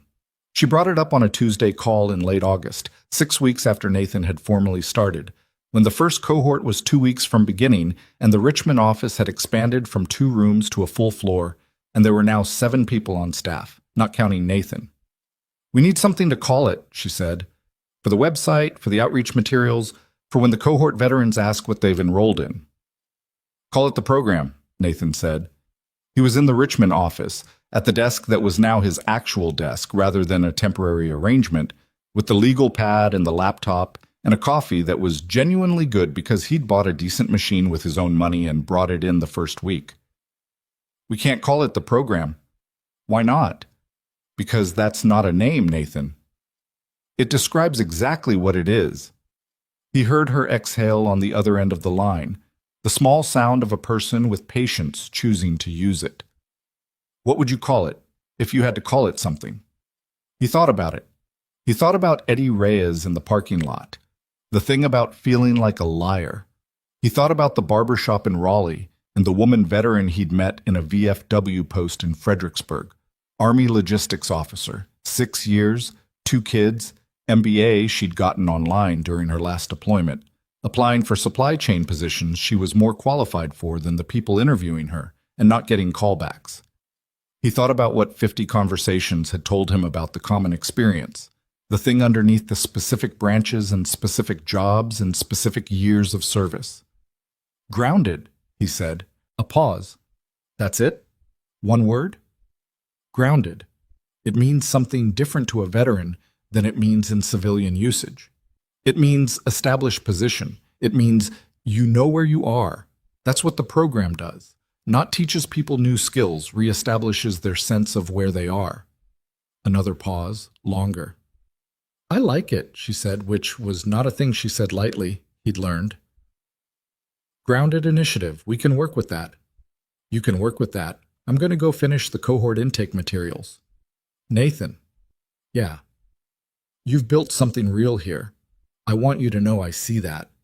He looked at the legal pad on his desk, 3 weeks of notes in his handwriting filling margin to margin. We haven't run it yet, he said. It's not real until the first cohort goes through. Fair, she said, but the foundation is real. He didn't argue because she wasn't wrong, and because arguing with things that were true was a habit he'd tried to leave behind somewhere around age 30. The first cohort of the Grounded Initiative began on a Monday in September. 20 veterans, 18 men, and 2 women, ages ranging from 24 to 51, from 4 branches, with time served ranging from 3 years to 22. They came from 8 states. They were housed for the first 2 weeks in a conference center outside Richmond that Nathan had selected because it was functional and not precious. No resort aesthetics, no motivational posters, no staged environments designed to communicate that someone cared about their comfort. A plain space with good tables and decent food and windows that let in actual light. Nathan stood in front of them on the first morning and felt something he hadn't expected to feel, which was a version of the feeling he'd had on certain pre-mission briefs. Not fear, not nerves exactly, more like the heightened clarity of a moment that was going to matter. He let it settle, and then he spoke. I'm not going to tell you this program is going to fix anything, he said. It's not a fix. What it is a structured conversation about a problem most of you already know you have. You just haven't had a room where it was okay to call it by its right name. He looked around at 20 faces, different as they were, all carrying the same particular quality of attention that people trained to pay attention carried even when they were trying not to show it. The problem is not that you don't have skills. Every one of you has skills that would be valuable in 30 different civilian contexts. The problem is that your skills are attached to an identity that the civilian world doesn't have a language for. And when you try to translate yourself, something essential gets lost in the translation, and you know it, and it makes everything harder. The room was quiet. Not the polite quiet of an audience waiting for the speaker to say something interesting. A different kind of quiet. So we're going to start there, Nathan said. Not with resumes, not with interview prep. We're going to start with who you actually are and what you actually did. And we're going to spend the first week just getting that into words that are yours. Not the military's words, not the civilian employer's words, yours. A man in the second row, Nathan had his file, Army Ranger, 38, 12 years, separated 8 months ago after a training injury that had ended his operational career, raised his hand. His name was James Whitfield, and his intake form had described his civilian employment goal as anything that isn't retail, in the space designated for career objectives. What if we don't know what that looks like? Whitfield said. That's the first thing we figure out, Nathan said, before anything else. How long does that take? Depends on the person. Some people know and just need permission to say it out loud. Some people have buried it under so many years of institutional structure they need more time. He looked at Whitfield. What's your honest answer when someone asks what you're good at? Whitfield looked slightly caught off guard, which was the intended effect. Running operations, he said. Managing people under pressure. Making calls when there's no perfect option. That's 3 things, Nathan said. Those are real things. Are any of them on your resume? Not in those words? Why not? Whitfield looked at him. Because they sound... He paused. They sound like I'm describing a war movie. To a civilian recruiter, yeah, maybe, Nathan said. That's the translation problem. But the underlying competencies are real and they're valuable. The question isn't whether to hide them. The question is how to make them visible in a language that doesn't require the other person to have lived your context to understand their value. He stopped. That's what the next 2 weeks is. That translation isn't about making yourself smaller. It's about making yourself legible. Whitfield nodded, slowly, but he nodded. They broke into small groups that first morning.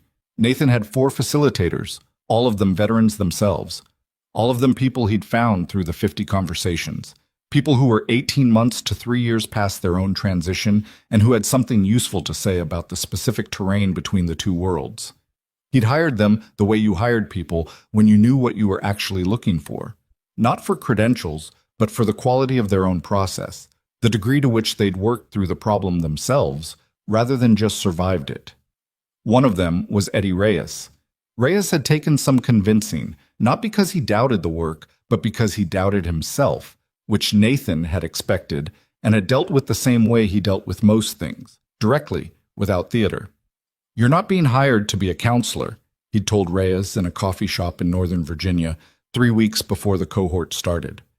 "You're being hired because you have specific recent experience with the exact problem we're trying to address, and you're honest about it. That's worth more than a credential right now." Reyes had stirred his coffee. "I'm still figuring it out myself," he said. "I know. That's not disqualifying. That's qualifying." Reyes had looked at him with the careful evaluating expression Nathan was used to seeing from him. "You're still figuring it out too," he said. It wasn't an accusation. "Yeah," Nathan said. "I am. The difference is I've been at it a few years longer and I've got enough of the shape of it that I can help someone else navigate while I'm still navigating." Reyes had agreed in the end, with the condition that Nathan was clear with the cohort that Reyes was close to the problem, not a solved example of it.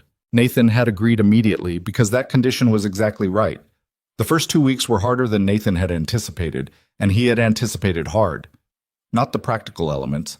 The logistics were fine, the space was fine, the food was adequate, but the emotional weight of 20 people simultaneously excavating something they had been carrying in different ways for different amounts of time.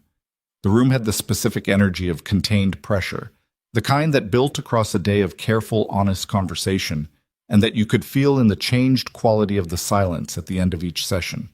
He had one veteran who shut down completely on the third day, an Air Force crew chief named Dennis Park, no relation to Diane Park, who had been competent and engaged in the first 2 days, and who arrived on Wednesday morning and sat at his table and participated in nothing, answering direct questions with single syllables and looking at the table between them. Nathan pulled him into the hall after the morning session. "I'm not going to make you talk," Nathan said. Park looked at the hallway wall. "Good. But I need to know if you're okay." "I'm fine." "You don't look fine." Park was quiet for a moment. He was 34, same as Nathan, and had the specific kind of tired that wasn't physical. "My wife called last night," he said. "We've been separated. She wants to talk about the kids." He stopped. "I've got 2 girls, 6 and 8. She said the 8-year-old asked if I was ever coming home." Nathan was quiet. He thought about Owen in the doorway of his room with the baseball glove, waiting. "That's a hard thing to sit with," Nathan said. "Yeah. You don't have to pretend it isn't." Park looked at him. "This room is full of people with hard things." "Yes," Nathan said. "That's exactly what this room is. You're not taking anyone's oxygen by having your own hard thing." Park rubbed the side of his face. "The program material will be here tomorrow," Nathan said. "If you need the afternoon, take it. Walk, call your wife back if that's what it needs, whatever. The program is not going anywhere." Park was quiet for a long moment. "If I take the afternoon, do I lose my spot?" "No. Some programs—" "Not this one," Nathan said. "Take the afternoon." Park took the afternoon. He came back the next morning with the specific look of someone who had made a call they'd been putting off and who had not gotten the answer they wanted, but had at least stopped carrying the weight of the avoided call on top of everything else. He was not fixed. He was present, which was different and sufficient. Nathan told Claire about it in the weekly summary, not as a success story, but as an example of what the program needed to be capable of. The ability to recognize when the work of any given day was not the scheduled work, but the immediate thing underneath. She read it and called instead of emailing back. "How are you doing with it?" she said. "Not the program. You." He'd been sitting at the desk in the Richmond office, late, everyone else gone. The parking structure light across the street was doing the thing it did every night where one lamp flickered for 20 minutes before settling. He'd stopped finding it annoying and started finding it oddly reliable, something you could count on to be imperfect in a consistent way. "I'm okay," he said. That's a non-answer. "I'm tired," he said. "It's heavy work, I knew it would be, and it is. He paused. It's the right kind of heavy. The right kind, she repeated. There's a kind of tired that means you're depleting, he said, and a kind that means you're using yourself for something. This is the second kind. She was quiet for a moment. I haven't told anyone what I'm about to tell you, she said, so I'd appreciate you not making it a thing. He waited. My brother David, Marcus's father, he was in the army, 4 years, then out, and the transition was bad. Not catastrophically bad. He got through it, but bad in the quiet way where nobody around him fully understood what was happening. A pause. He's fine now. He's been fine for years. But when I wrote that identity section in the program framework, I wasn't writing from theory. Nathan sat with that for a moment. That's why the section is right, he said. Yes, she said simply. You should have told me that in the parking lot of Dale's shop. I was still deciding if I trusted you. And now? Now the program is called Grounded, and there's a veteran in the first cohort who needed an afternoon, and you gave it to him without making it complicated. So yes, now. He didn't have a particular response to that, so he didn't manufacture one. They went over the second week's schedule and hung up. The flickering lamp across the street settled, as it always did, into steadiness. The first cohort ran for 5 weeks total, 2 residential, 3 follow-up sessions across 6 months, with one-on-one check-ins monthly in between. By the end of the residential portion, Nathan could see the shape of what was working and what wasn't with the specific clarity of someone who had spent enough time with the problem to recognize its features. The identity work was working. The slow, unglamorous process of helping people articulate what they actually were in terms they owned rather than terms they'd borrowed. The skills translation component needed adjustment. He'd built it with too much emphasis on documentation and not enough on practice, on actual conversations with actual employers, in structured low-stakes formats where the vocabulary could be tested and refined. He called Reyes into his office at the end of week 4. His office was the smaller of the 2 original rooms, which he'd kept as his own even after the floor expansion, partly out of habit and partly because smaller rooms were easier to think in. The employer conversations, Nathan said. They're not landing. Reyes sat across from him in the chair that had replaced the garage sale quality seating from the sublet days. I know, he said. Whitfield did 3 mock interviews this week, and every time he got to the part where he described his leadership experience, he hedged, turned real examples into generic ones. Because we haven't given him enough reps, Nathan said. He knows it's real in here. He doesn't trust that it'll work out there yet. How do you fix that? More reps. And actual employers, not actors, not HR training staff, actual hiring managers who have agreed to participate in the process, knowing what they're getting. Real conversations where he can hear an actual response to the real version of his experience and see that it doesn't land the way he fears it will. Reyes thought about this. That's a harder thing to set up.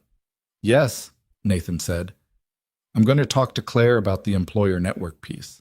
We need companies who are actually committed, not the ones who put veteran hiring on their website and then screen out the resumes. He paused.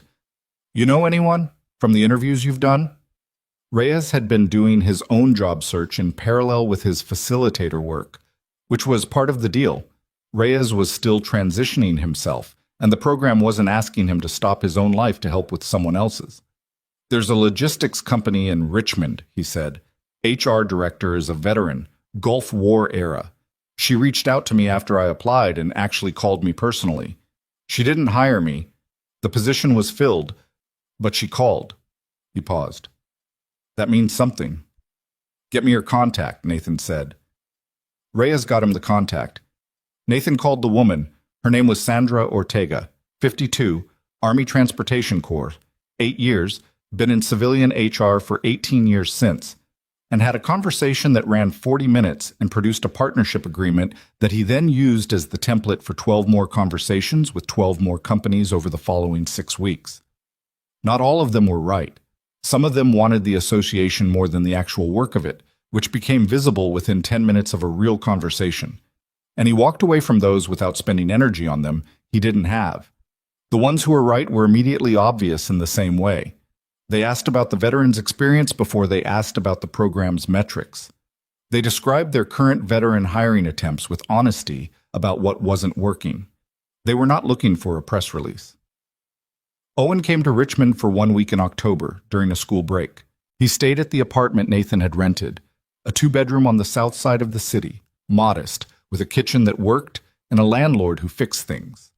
And Nathan took him into the office for a day, on a day when the cohort wasn't in session and the space was quiet. Owen walked the empty floor with his hands in his pockets in the way he walked spaces he was assessing. He looked at the whiteboard still covered in Nathan's frameworks from the previous week's session, boxes and arrows, and words written in blue marker that made their own kind of map. He looked at the tables arranged in the collaborative configuration Nathan had landed on after trying 4 different arrangements in the first week. He looked at the framed photo on the wall, not a corporate framing, just a regular frame from a drugstore, that someone on the staff had printed and put up without telling Nathan. A photo taken at the end of the second week of the cohort, 20 veterans and 4 facilitators, and Nathan, all standing in the parking lot outside the conference center, some of them smiling and some not, all of them real. "Is that them?" Owen said. "First cohort?" "Which one is the ranger? Whitfield?" Nathan pointed. Whitfield was at the end of the second row, not smiling, but with an expression that wasn't the same as his intake form expression either. Something had shifted between those 2 moments. Not fixed. Shifted. "He got a job?" Owen asked. He'd heard some of this at home on weekends, in the edited version Nathan shared over box pasta. "Interview next week. Supply chain management company in Arlington. Real interview, not a courtesy one." "Do you think he'll get it?" "I don't know. He's ready for it. Whether the company's ready for him is a different question." Well, Nathan looked at the photo. "That's still the problem I haven't solved completely. The program can prepare the veteran. It can't fully control what they walk into." Owen was quiet for a moment, looking at the photo. "But you made them better at it," he said. "That's the goal. So if Whitfield doesn't get this job, he'll get a different one." Nathan looked at his son. "Yes," he said, "that's the idea. Because he's better at it now. Because he's got more access to what he actually is, which makes everything else more possible." Owen considered this. "That makes sense," he said, with the authority of an 8-year-old who had decided something was reasonable. He turned away from the photo. "Can we get lunch? I want the place with the biscuits." "The biscuit place doesn't open until 11:30. Owen checked the clock on the wall. It was 11:14. "That's fine," he said. "I can wait." They got the biscuits at 11:30 and ate them in a booth by the window, and Owen had sweet tea and Nathan had coffee, and Owen told him about a book he was reading about submarines, and Nathan listened, and the Richmond morning went about its business through the window, and it was, Nathan thought, a good morning. Incomplete in all the usual ways, the way any single morning was incomplete, but good. Whitfield got the job. Nathan found out on a Wednesday in November when his phone rang at 7:15 in the morning while he was getting Owen ready for school. "I got it," Whitfield said. The voice was different. Same flat, careful quality, but with something moving underneath it that hadn't been there in September. "They called last night. I start the 15th. Nathan was standing in the kitchen doorway with Owen's lunch bag in his hand. "Good," he said. "You were ready." "I wasn't sure I was." "I know, you were." A pause. "The interview. They asked me about leadership, and I told them the real version, not the, He stopped. "The actual thing. The Ranger version. And they weren't scared by it. The hiring manager, she leaned forward. She wanted more." Nathan thought about Eddie Reyes in the parking lot, the feeling like a liar thing. He thought about the 50 conversations and the identity section and the photo in the frame from the drugstore. "That's what happens," he said, "when you find the right room." "Yeah." Another pause. "I want to come back to the program when the second cohort runs. I want to, not as a facilitator yet, I don't think I'm there yet, but something. Is that a thing?" "I'll make it a thing," Nathan said. He hung up, and Owen was standing in the kitchen looking at him. "Who was that?" "Whitfield, the ranger." "He got the job?" "He got the job." Owen processed this. He picked up his backpack from the chair where he'd left it. Good, he said. He seemed like he needed it. He had never met James Whitfield. He had heard about him across a kitchen table on a Thursday night over boxed pasta in the edited version, and had apparently formed a clear enough picture. He did, Nathan said. Are you happy? Nathan looked at his son. He thought about the word, not as sentiment, but as something with actual content, the way you thought about words when you wanted to know if they were accurate. Yeah, he said. I am. Owen nodded. He went to put his shoes on, which took longer than it should have because he'd developed a habit of tucking the laces in rather than tying them, a thing Nathan was working on with diminishing patience and increasing resignation. He came back with his laces tied. Properly tied. Without being asked. Nathan noticed but didn't comment on it because sometimes the right move was to let a thing be true without making it into a conversation.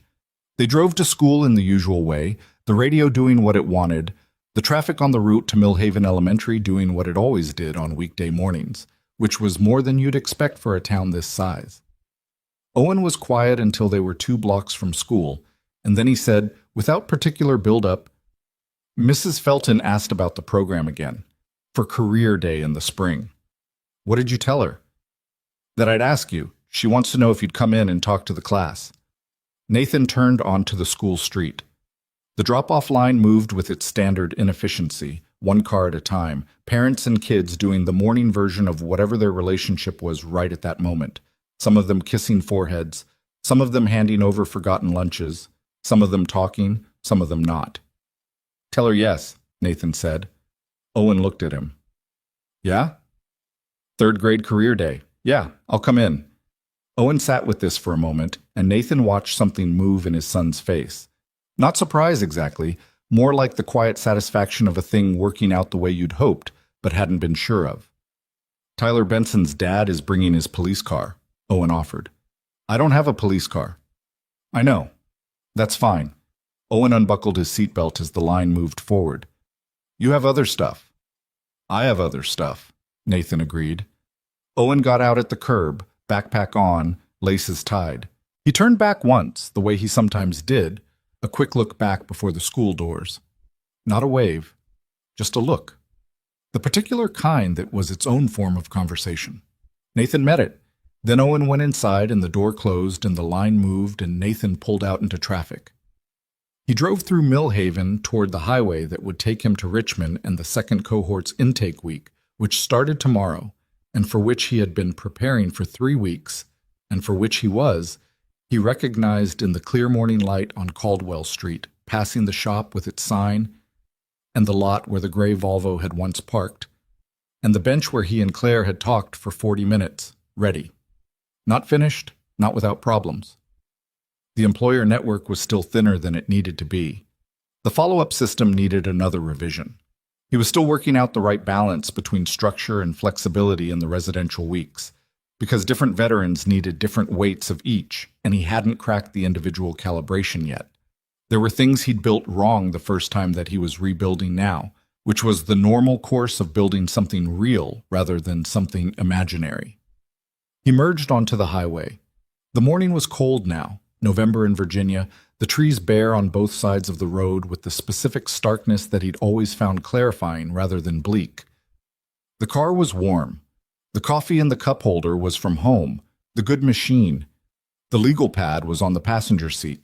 He drove and thought about the 2nd cohort, 23 veterans this time, slightly larger than the first, 3 of them referred by veterans who had gone through the first run, which was the metric he'd told Claire mattered most to him, the one that said the people who'd been through it believed enough to send someone else.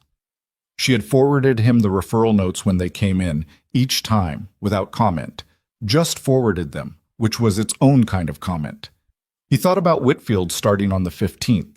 He thought about Reyes, who had finally landed a logistics coordinator role with a mid-size freight company in Richmond, and who had 3 weeks ago stood in the hallway of the office and told Nathan, with the particular awkwardness of a man who didn't say these things easily, that the facilitator work had been as important to his own transition as the program itself had been, that helping other people articulate the problem had helped him articulate it for himself, which was a thing Nathan had suspected and was glad to have confirmed. He thought about Eddie Reyes saying that, and he thought about the seal insignia on the ground in Riverside Park, the one Kowalski had picked up, and he thought about Dale saying you were never going to stay forever in the voice of someone telling an accurate thing, and he thought about Owen's laces tied without being asked. The highway stretched ahead. The bare trees went by. Nathan Archer drove toward Richmond in the November morning, and the program he had built was real and imperfect and working, and the second cohort started tomorrow, and he had a legal pad on the passenger seat and a list of things that still needed fixing and the specific quality of attention that came from being in the right place doing the right thing at the right time, which was not a feeling he had ever been able to manufacture, and which he had learned slowly and at some cost to recognize when it arrived. He drove. The morning was cold and clear. The road was his for now. The second cohort was harder than the first in ways Nathan had not fully predicted, which he later decided was information rather than failure. The first cohort had been, in retrospect, self-selected toward readiness, people who had sought the program out, who had heard about it through the VA contacts or the VSO network, who had some degree of existing motivation to engage with the process. The second cohort included 6 veterans who had been referred by caseworkers rather than self-referred, which meant 6 people who were present because someone else had decided they needed to be, which was a fundamentally different starting position. One of them was a 26-year-old Marine named Tara Vasquez, who arrived on intake day with the specific body language of someone who had agreed to be somewhere they did not believe in. Arms crossed, chair angled slightly away from the table, answers on the intake form completed in the minimum words that technically constituted compliance. Nathan read her form the night before the first session and noted the employment goal section, where she had written in small, precise letters, "Don't know yet." He had learned from the first cohort not to treat that as a problem to be immediately solved. He let her be where she was for the first 2 days, which was present in body and absent in investment, and he did not single her out or apply pressure, because pressure on that particular posture produced either performance or departure, neither of which was the point. On the third day, Reyes was running a small group on the identity piece, and Nathan was circulating, and he stopped near Vasquez's table, not to intervene, but simply because the conversation there had shifted in quality. The low-level performance of participation had changed into something with actual friction in it, the kind that meant real contact with the material. The veteran speaking was an Army combat medic named Gary Souza, 44, who had been describing the thing Nathan had heard versions of across 50 conversations, and 2 cohorts now. The experience of being a person whose entire professional identity was organized around high-stakes consequential work, and then being inserted into a civilian context where the stakes were not the same, and the consequence gap produced something that was hard to name and that most people around you didn't understand was happening.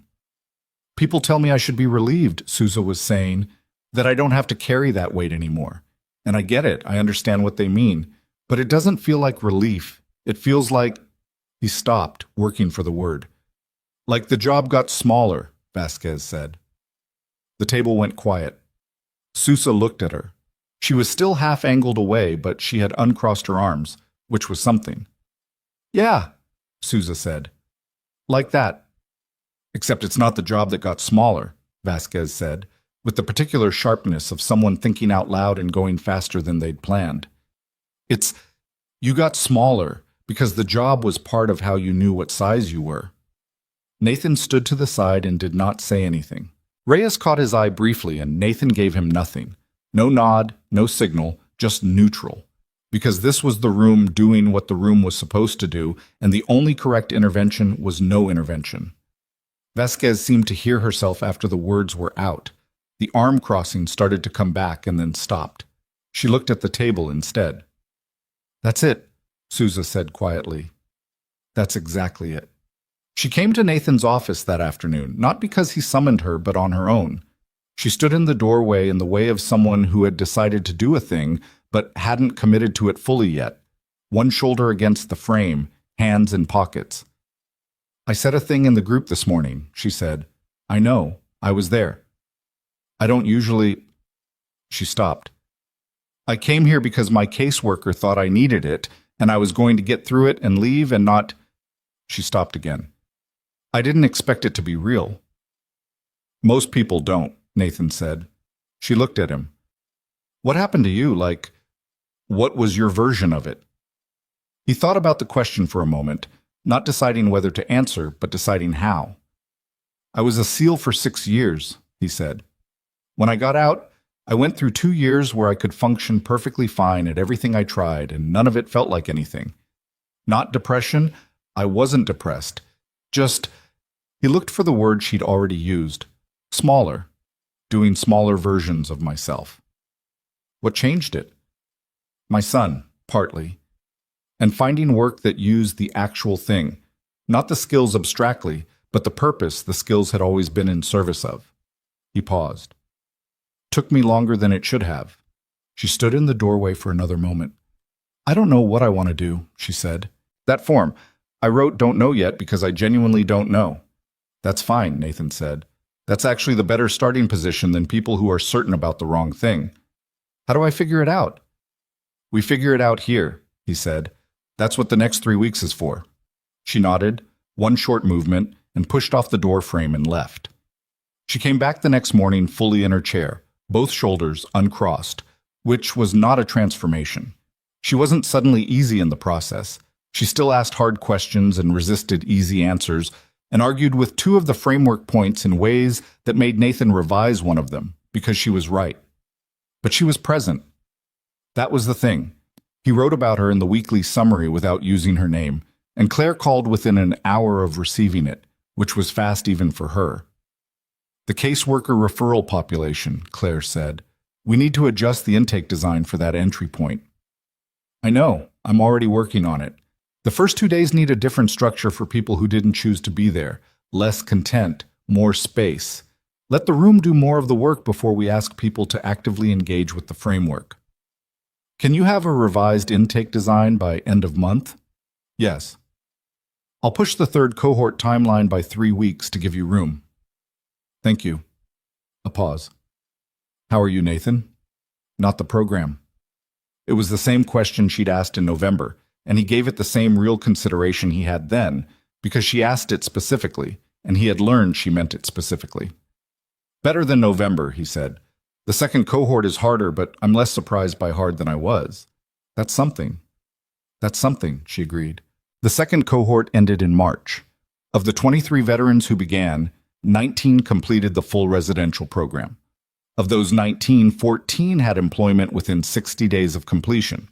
The other 5 were in active interview processes or had enrolled in credential programs that the Grounded Network had helped identify. Vasquez took a position with a crisis response nonprofit in Richmond, not because it was obvious, but because 3 weeks of working through the identity piece had surfaced the specific things she'd been doing in the Marines that she hadn't had language for, which was not the combat training, but the capacity assessment work she'd done with trauma patients in the field. The nonprofit had a position that needed exactly that, and she had a conversation with their director in week 4 that was, by her own account to Nathan, the first professional conversation since leaving the Marines where she hadn't felt like she was describing someone else. She told him this at the end of program gathering, which was not a ceremony. He'd been deliberate about not making it a ceremony because ceremonies could become the point, and the point was the work beyond the room, not the room itself. It was just a Thursday evening at the conference center, people eating and talking, the particular quality of a group that had been through something together. She found him near the coffee station because that was where he gravitated, and she said it in the matter-of-fact way of someone delivering information they'd decided he needed to have. I want you to know that thing you said in your office, she said, about doing smaller versions of yourself. I've been thinking about that for 3 months. Has it been useful? It gave me a name for it, she said. That was useful, yeah. A pause. I'm going to be okay. I know, he said. You didn't know that in October. No, he admitted, but I know it now. She went back to her table and Nathan stood by the coffee station and drank his coffee and watched the room. Reyes was at a table with Sousa and 2 other veterans from the cohort, deep in a conversation Nathan couldn't hear. Reyes doing the thing he did when he was fully engaged where his hands moved with his words, the most animation Nathan ever saw from him. Whitfield had come back, as Nathan had promised he could, not as a facilitator, he'd said he wasn't ready for that, but as what Whitfield had described as a proof of concept, which was the most useful thing he could have said. He sat with veterans from the second cohort at dinner twice a week and answered questions about what the transition actually looked like from 6 months out.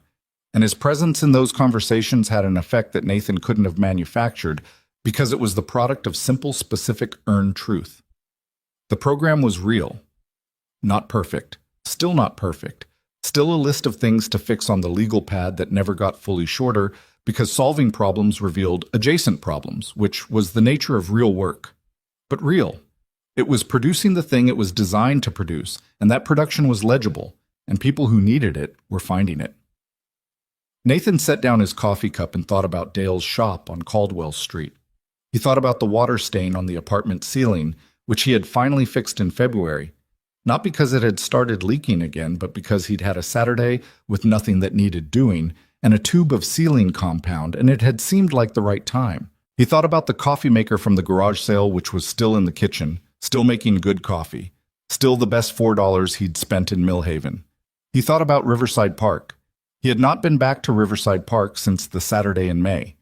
Not deliberately, not as avoidance, it was simply that his routes through Millhaven in the months since had not taken him past it. He thought about that now, and decided that at some point soon he would take Owen to Riverside Park on a Saturday, and they would throw a baseball, and it would be the park it had always been. And the thing that had happened there would be part of it rather than the whole of it, the way things became part of a place rather than the definition of it, given enough time. He drove home to Millhaven that night and got in at 9:15, and Owen was in bed but not asleep because Owen had developed, in the past several months, a habit of staying awake until he heard the truck in the driveway on the nights Nathan came home from Richmond. Nathan knew this, and Owen knew Nathan knew it, and it was one of those facts they shared without discussing because discussing it would have changed it into something else. He stopped in the doorway of Owen's room. The light from the hall fell across the floor, the baseball glove, the library book, the current situation with the socks, which had not meaningfully improved. Owen was on his back looking at the ceiling. "Hey," Nathan said. "Hey, you should be asleep." "I know." "You have school tomorrow." "I know." A pause. "How was the thing tonight?" "Good. Second cohort ended." "The one with the Marine? Vasquez?" He had mentioned Vasquez at home, in the edited version, the same way he'd mentioned Whitfield. Owen cataloged these people with the same focused attention he brought to pitch selection and dinosaur combat dynamics. "Yeah," Nathan said. "She got a job she actually wants." "Good," Owen said, with simple finality. Then, "Is Reyes coming to Career Day?" Career Day at Millhaven Elementary was in 2 weeks. Nathan had confirmed for Mrs. Felton in January and had told Reyes about it in February, and Reyes had agreed immediately in the way of someone who would actually show up, not the way of someone who would forget. "Yeah," Nathan said. "Reyes is coming. Tyler Benson says his dad's police car is better than whatever we bring." "Tyler Benson can say that." "I told him what you do," Owen said. "He said it sounded boring." Nathan leaned against the doorframe. "What did you say?" "I said he didn't understand it." Owen considered this. "I didn't say it mean. I just said he didn't understand it yet." "That's the right answer." Owen was quiet for a moment, looking at the ceiling.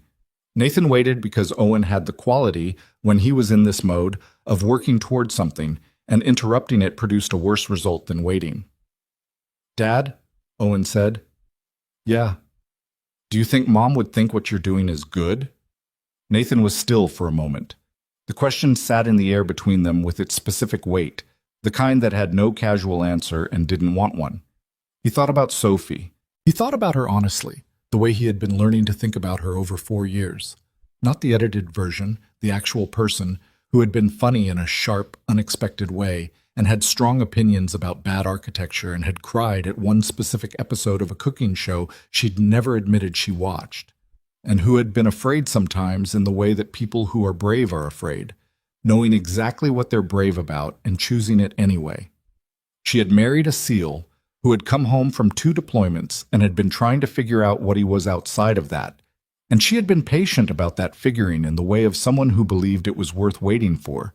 And then she had died in a car accident on a Tuesday morning on a road she drove every day. and the figurine had continued without her. "Yeah," Nathan said. "I think she would." "How do you know?" "Because she always knew what the actual thing was," he said. "Not the surface version, the actual thing. She would have seen what this is." Owen received this. He nodded once and looked back at the ceiling. "Okay," he said. "Go to sleep, Owen." "Yeah." A pause. "Dad? The laces. I've been tying them because you didn't say anything when I started, and I figured if you weren't saying anything, it meant you noticed and it was working." Nathan looked at his son. "It was working," he said. "Good. I just wanted you to know I knew you noticed." "I know you knew," Nathan said. They looked at each other in the doorway light for a moment, father and son, 8 years old and 34, the baseball glove on the floor between them, and there was a kind of wholeness in it that Nathan did not try to name, because naming it would have been the wrong thing to do to it. "Good night, Owen." "Good night, Dad." He pulled the door mostly closed, not all the way, never all the way, the same inch of light from the hall that had been there since Owen was 4 and that neither of them had ever discussed changing, and went to the kitchen and sat at the table. He sat there for a while without doing anything particular, not thinking exactly, more like letting the day settle into its final shape the way things settled when you stopped moving them. The kitchen was quiet. The refrigerator made the sound it made. The coffee maker from the garage sale sat on the counter in the dark, finished for the night. He thought about career day. He thought about standing in front of a room of third graders and trying to explain what he did in terms that a 9-year-old found interesting, which was a genuinely different challenge from explaining it to veterans or VA administrators, or potential employer partners, or Claire Bennett in a parking lot. He thought about Tyler Benson's police car and about what Owen had said. He didn't understand it yet, and about how that was, in a way, the same problem he'd been working on for a year and a half, which was the problem of making something visible that was hard to see if you didn't already know what you were looking at. He would figure it out. That was the job. Career Day fell on a Friday in late April, and Nathan drove Owen to school and then drove back at 9:15 when the program started, which was an odd thing, driving your kid to school and then driving back to sit in a small chair in a classroom you'd just dropped him off at. The other parents and professionals were gathered in the hall outside the classroom when Nathan arrived. Tyler Benson's father with the police car parked prominently in the school lot, a dentist, a woman who ran a bakery, a firefighter, a graphic designer.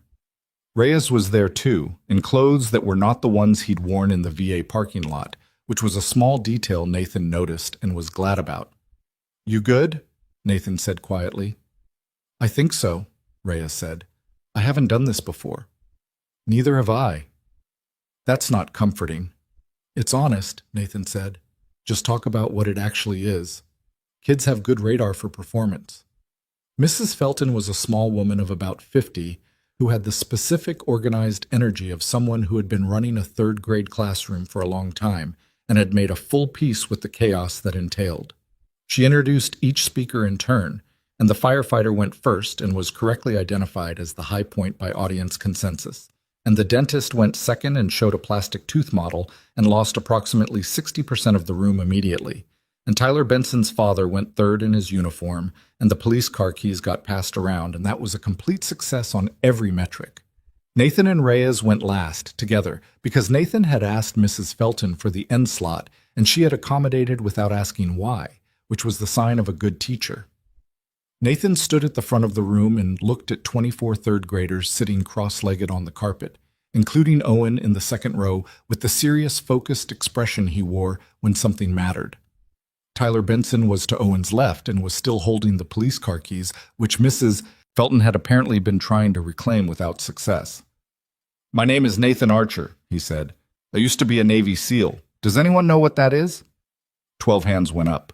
The definitions offered, once Nathan called on several of the raised hands, ranged from accurate to impressively creative. He confirmed the accurate elements and moved on. "After I was a SEAL, I worked as a mechanic, which means I fixed cars. And now I run a program that helps people who used to be in the military find jobs and figure out what to do next." He paused. "The mechanic part is probably what you'd expect from someone who fixes cars. The program part is harder to explain, but I'm going to try. He looked at the room. 24 faces, various levels of attention, Owen steady in the second row. When you're really good at something, Nathan said, it becomes part of who you are. Not just something you can do, part of how you think of yourself. Like, he looked around the room. How many of you play a sport? Raise your hand. Most of the hands went up. Okay, if you play baseball, and you've played it for years, and you love it, and you're good at it, and then one day you couldn't play anymore, not just for a little while, permanently, would that just feel like losing a hobby? Silence. Some of the third graders were working this out with visible effort. It would feel like losing part of who you are, a girl in the back row said, without raising her hand. Yeah, Nathan said. That's exactly it. And that's what happens to a lot of veterans. They're really good at something that also tells them who they are. And when they leave the military, the job goes away, but the person is still there. And the person has to figure out who they are now. He paused. That's what my program helps with. It helps people figure out who they still are, so they can find the next thing. He looked at Reyes, who was standing to the side. This is Eddie. He went through something like that. He's going to tell you a little about it. Reyes stepped forward with the expression of a man who had decided to do the thing and was committed now. He talked for about 4 minutes, which was the right length. He told them about being in the Marines. He told them about the parking lot at the base where he'd sat in his car for 20 minutes before walking into a transition assistance workshop that he hadn't believed in, and he told them, in simple, direct language, that he had found his way because someone had helped him understand that the thing he was good at wasn't gone, it just needed a different direction. Then a hand went up. Tyler Benson. He had finally relinquished the police car keys. Did you ever shoot anyone? He asked Reyes. Mrs. Felton made a sound. Reyes looked at the kid calmly. That question is for a different age group, he said. What else you got? Tyler thought about this. Are you scared when you do hard things? Reyes looked at Nathan for just a fraction of a second, a quick look, and then back at Tyler. Yeah, he said. Sometimes, but scared isn't the same as stopped. The room absorbed this with the seriousness children bring to things that are actually true. Owen put his hand up. Nathan saw it and nodded at him. If someone doesn't know what they're good at, Owen said, how do they figure it out? It was the question Vasquez had asked in Nathan's office in October. It was the question underneath everything, every conversation in every VA office, and every VFW post, and every barbershop in Raleigh, and every small group session in the Richmond Conference Center. Reyes looked at Owen and seemed to understand, from something in the kid's expression, or from the fact that Owen was Nathan's son and had Nathan's quality of asking questions he actually wanted answered, that this wasn't a performance question. You pay attention to when you feel like yourself, Reyes said, and when you don't, and you follow the one that feels real. The room was quiet, the way rooms sometimes went quiet, when something landed correctly. Mrs. Felton said, let's give our guests a big thank you. And 24, 8, and 9-year-olds clapped, some of them enthusiastically, and some of them with the mechanical politeness of children completing a social obligation, and Tyler Benson went back to lobbying for the police car keys. In the parking lot afterward, Reyes stood next to Nathan's truck with his hands in his pockets and the particular expression of someone who had done a thing they were glad they'd done. The kid in the second row, Reyes said. Owen. Yeah. He knew what he was asking. He usually does, Nathan said. Reyes was quiet for a moment. You know what's interesting? I used to think the transition was the hard part. The getting out, the finding the next thing. And it is hard. He paused. But now I think the transition isn't actually a discrete event.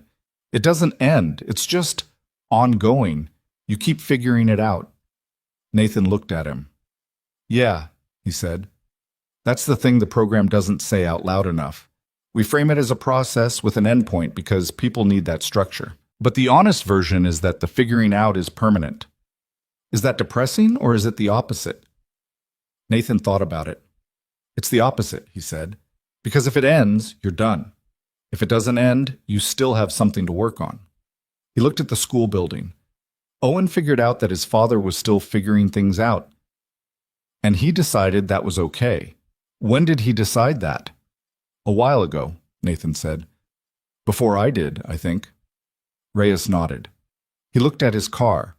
Not the Jeep Cherokee with the base parking permit anymore, a different car. A 4-year-old Civic he'd bought in January, nothing special. A car that was his and that was paid for with money from work he believed in. I'm heading back to Richmond, he said. 3rd cohort intake prep. I'll be in Monday. They shook hands. Not the handshake of strangers or even the handshake of colleagues, but the particular handshake of two people who had been in the same difficult work together long enough that the gesture carried more than the gesture. Reyes got in his Civic and backed out of the lot and turned onto the street and was gone. Nathan leaned against his truck for a moment. The school was quiet now, the morning program over, classes resumed. A light breeze moved through the lot, the specific warmth of late April that came every year and that every year felt like the first time because winter was long enough to make you forget this was possible. He thought about the 3rd cohort, 26 veterans this time, starting Monday. He thought about the employer network, which had grown to 31 companies and was still not large enough but was larger than it had been.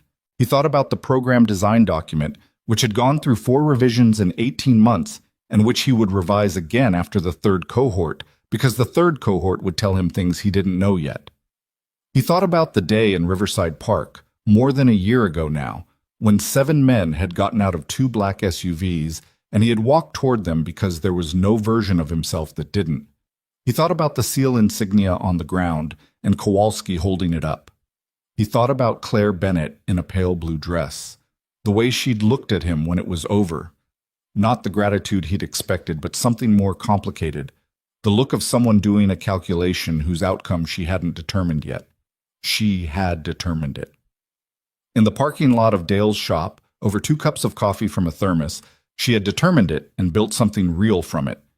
He thought about what she'd said months later on a phone call he hadn't expected to be personal. I wasn't writing from theory. The program's best section, the one that was most right, came from something she'd lived, not something she'd designed from the outside. Which was, he understood now, the same truth the program tried to teach, that the thing you'd been through was not separate from the thing you had to offer. It was the center of it. He got in the truck. He sat for a moment before starting it. In his jacket pocket was the legal pad, 3 weeks of 3rd cohort prep notes, a pen with the cap missing that he'd been meaning to replace. On the dashboard was the crack that had been there when he bought the truck and that he had never gotten around to fixing and probably never would. On the seat beside him was Owen's baseball glove, left there from last Saturday when they had finally gone to Riverside Park and thrown a baseball for an hour in the May-approaching warmth. And the fountain had been there, and the chess tables, and the bent basketball rim, and the path around the pond. And the park had been exactly what it was, and nothing more. He had caught Owen's pitches and thrown them back, and the follow-through was better and getting better, and the park was just a park. He started the truck. The radio, faithful to its own pattern, decided not to work today. He drove in silence through Millhaven, past Dale's shop, where the sign was the same, and the lot had Rafael Torres's truck in it. Torres, who was, according to Dale, better than he thought he was, which Nathan had predicted, past the apartment building with the repaired ceiling, past Denny's Scoop, closed this hour, the wooden bench empty, past the park on Jefferson where Owen had sat on the swing and asked if he was glad he took the job, and out onto the highway. The drive to Richmond was familiar now, 40 minutes, the trees on both sides, the light changing as the road changed direction. The particular landscape of central Virginia that he had not loved at first, and had come to know well enough to stop evaluating and simply accept, which was its own form of love. He thought, somewhere around the 20-minute mark, about what Reyes had said in the parking lot. The transition isn't actually a discrete event. It doesn't end. He had been, for 8 years, in various stages of a transition that he had sometimes thought was complete and sometimes thought was barely begun. And the truth was that both of those had been wrong because the transition was not the kind of thing you completed or began. It was the thing you were doing while you were doing everything else, the ongoing work of a person continuing to figure out what they were and what they were for. He had been a SEAL, which had been real and had cost what it cost, and had made him what it made him, which was not all good things and not all bad things, and not separable from the rest of him even when he'd tried. He had been a mechanic, which had been real and had been the right thing for the time, and which had taught him, in the particular way that working with your hands in quiet teaches you things, that repair was not the same as restoration, and that what you could put back together was sometimes better for having been taken apart. He had been a father for 8 years, which was the thing he was most, and which was the most ongoing and the least complete, and the work of which he understood better now than in any of the years before. Not because he was better at it in some finished sense, but because he had stopped trying to be finished at it. Owen at 8 was different from Owen at 4, and would be different at 12, and at 16, and at whatever came after. And Nathan's job was not to complete something, but to continue.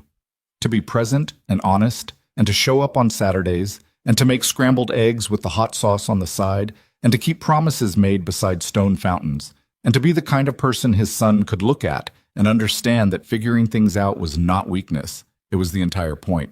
He pulled off the highway at the Richmond exit and drove through the city toward Broad Street and the fourth-floor office with the view of the parking structure and the printer that still jammed every third document, which he had decided was a fixed feature of the landscape at this point and not worth the trouble of replacing. He parked and took the legal pad and the jacket and the coffee he'd brought from home, and he went upstairs. The office was already moving.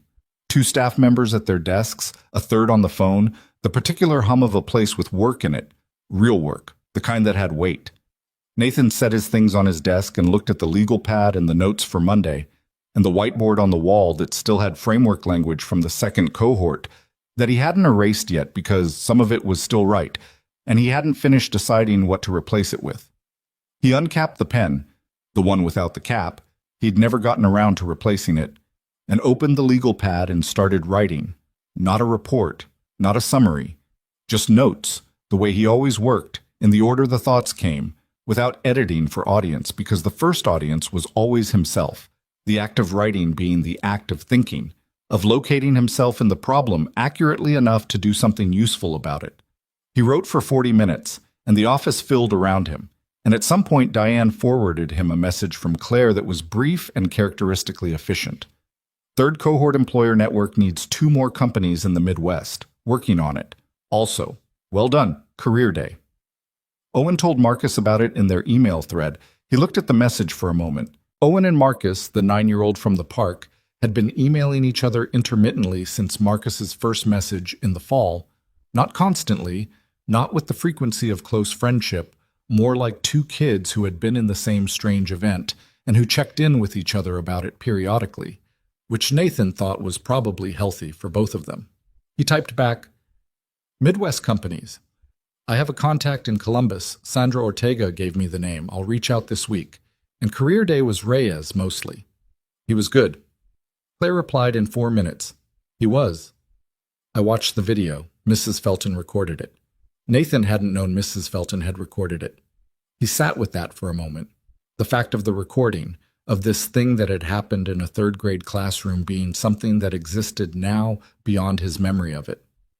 He thought about Reyes saying scared isn't the same as stopped to Tyler Benson, and about Owen asking how someone figures out what they're good at, and about Reyes's answer, which was right, and which Nathan could not have written on the legal pad in advance because it came from a person who had lived the problem, not someone who had designed the solution. That was the thing. That was always the thing. The most important moments in the program had not been the ones Nathan had designed. They had been the ones that happened because the room was built correctly and then left alone to do what rooms built correctly could do. Vasquez and Souza on the 3rd day. Whitfield's real answer in the interview. Reyes in the parking lot of a school in Mill Haven telling a 9-year-old that scared and stopped were different things. You built the structure, and then you got out of the way of the people the structure was built for. He wrote that down. Circled it. It was not new information. He had known the shape of it for months, but writing it was the act of knowing it fully, of it becoming the kind of truth that was his rather than borrowed. The morning passed. The office worked around him. He made his calls and revised 2 sections of the intake document for the 3rd cohort, and scheduled the Columbus contact for Wednesday and ate a sandwich at his desk because he had not planned for lunch, and the deli 2 blocks away was where he ate when he hadn't planned, which was often enough that the woman at the counter knew his order. At 4:30, he packed the legal pad and the jacket and the capless pen and drove back to Millhaven. Owen was at after school when Nathan pulled into the lot. He was in the middle of something with a group of kids, not the Brachiosaurus debate, something else, something involving a stick and a diagram drawn in the dirt that was clearly meant to represent a strategy of some kind. He looked up when he saw the truck and said something to the group, the kind of sentence that a leader says when they're temporarily leaving the operation in someone else's hands, and jogged over.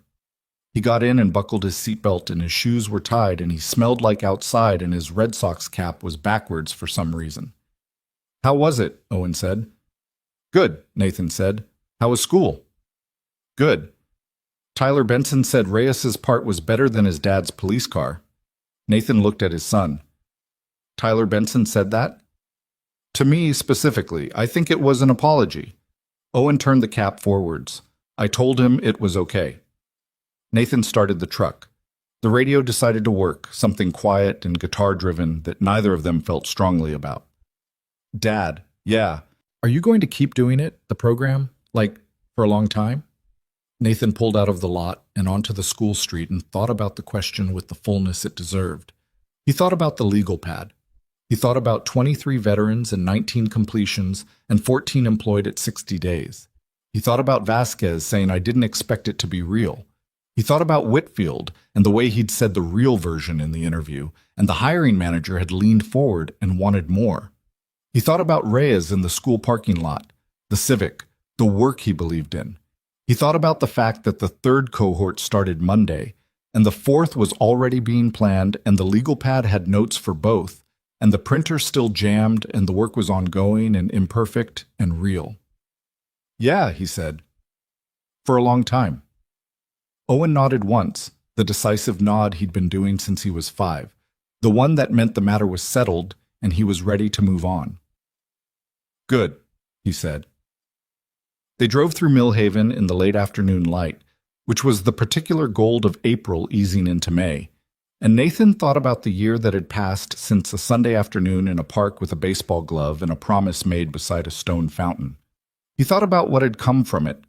Not cleanly, not in a straight line, in the crooked accumulating way that things came, one decision leading to another, each one made with incomplete information and the best judgment available, which was the only way decisions were ever actually made, whatever anyone said about strategy and planning and intention.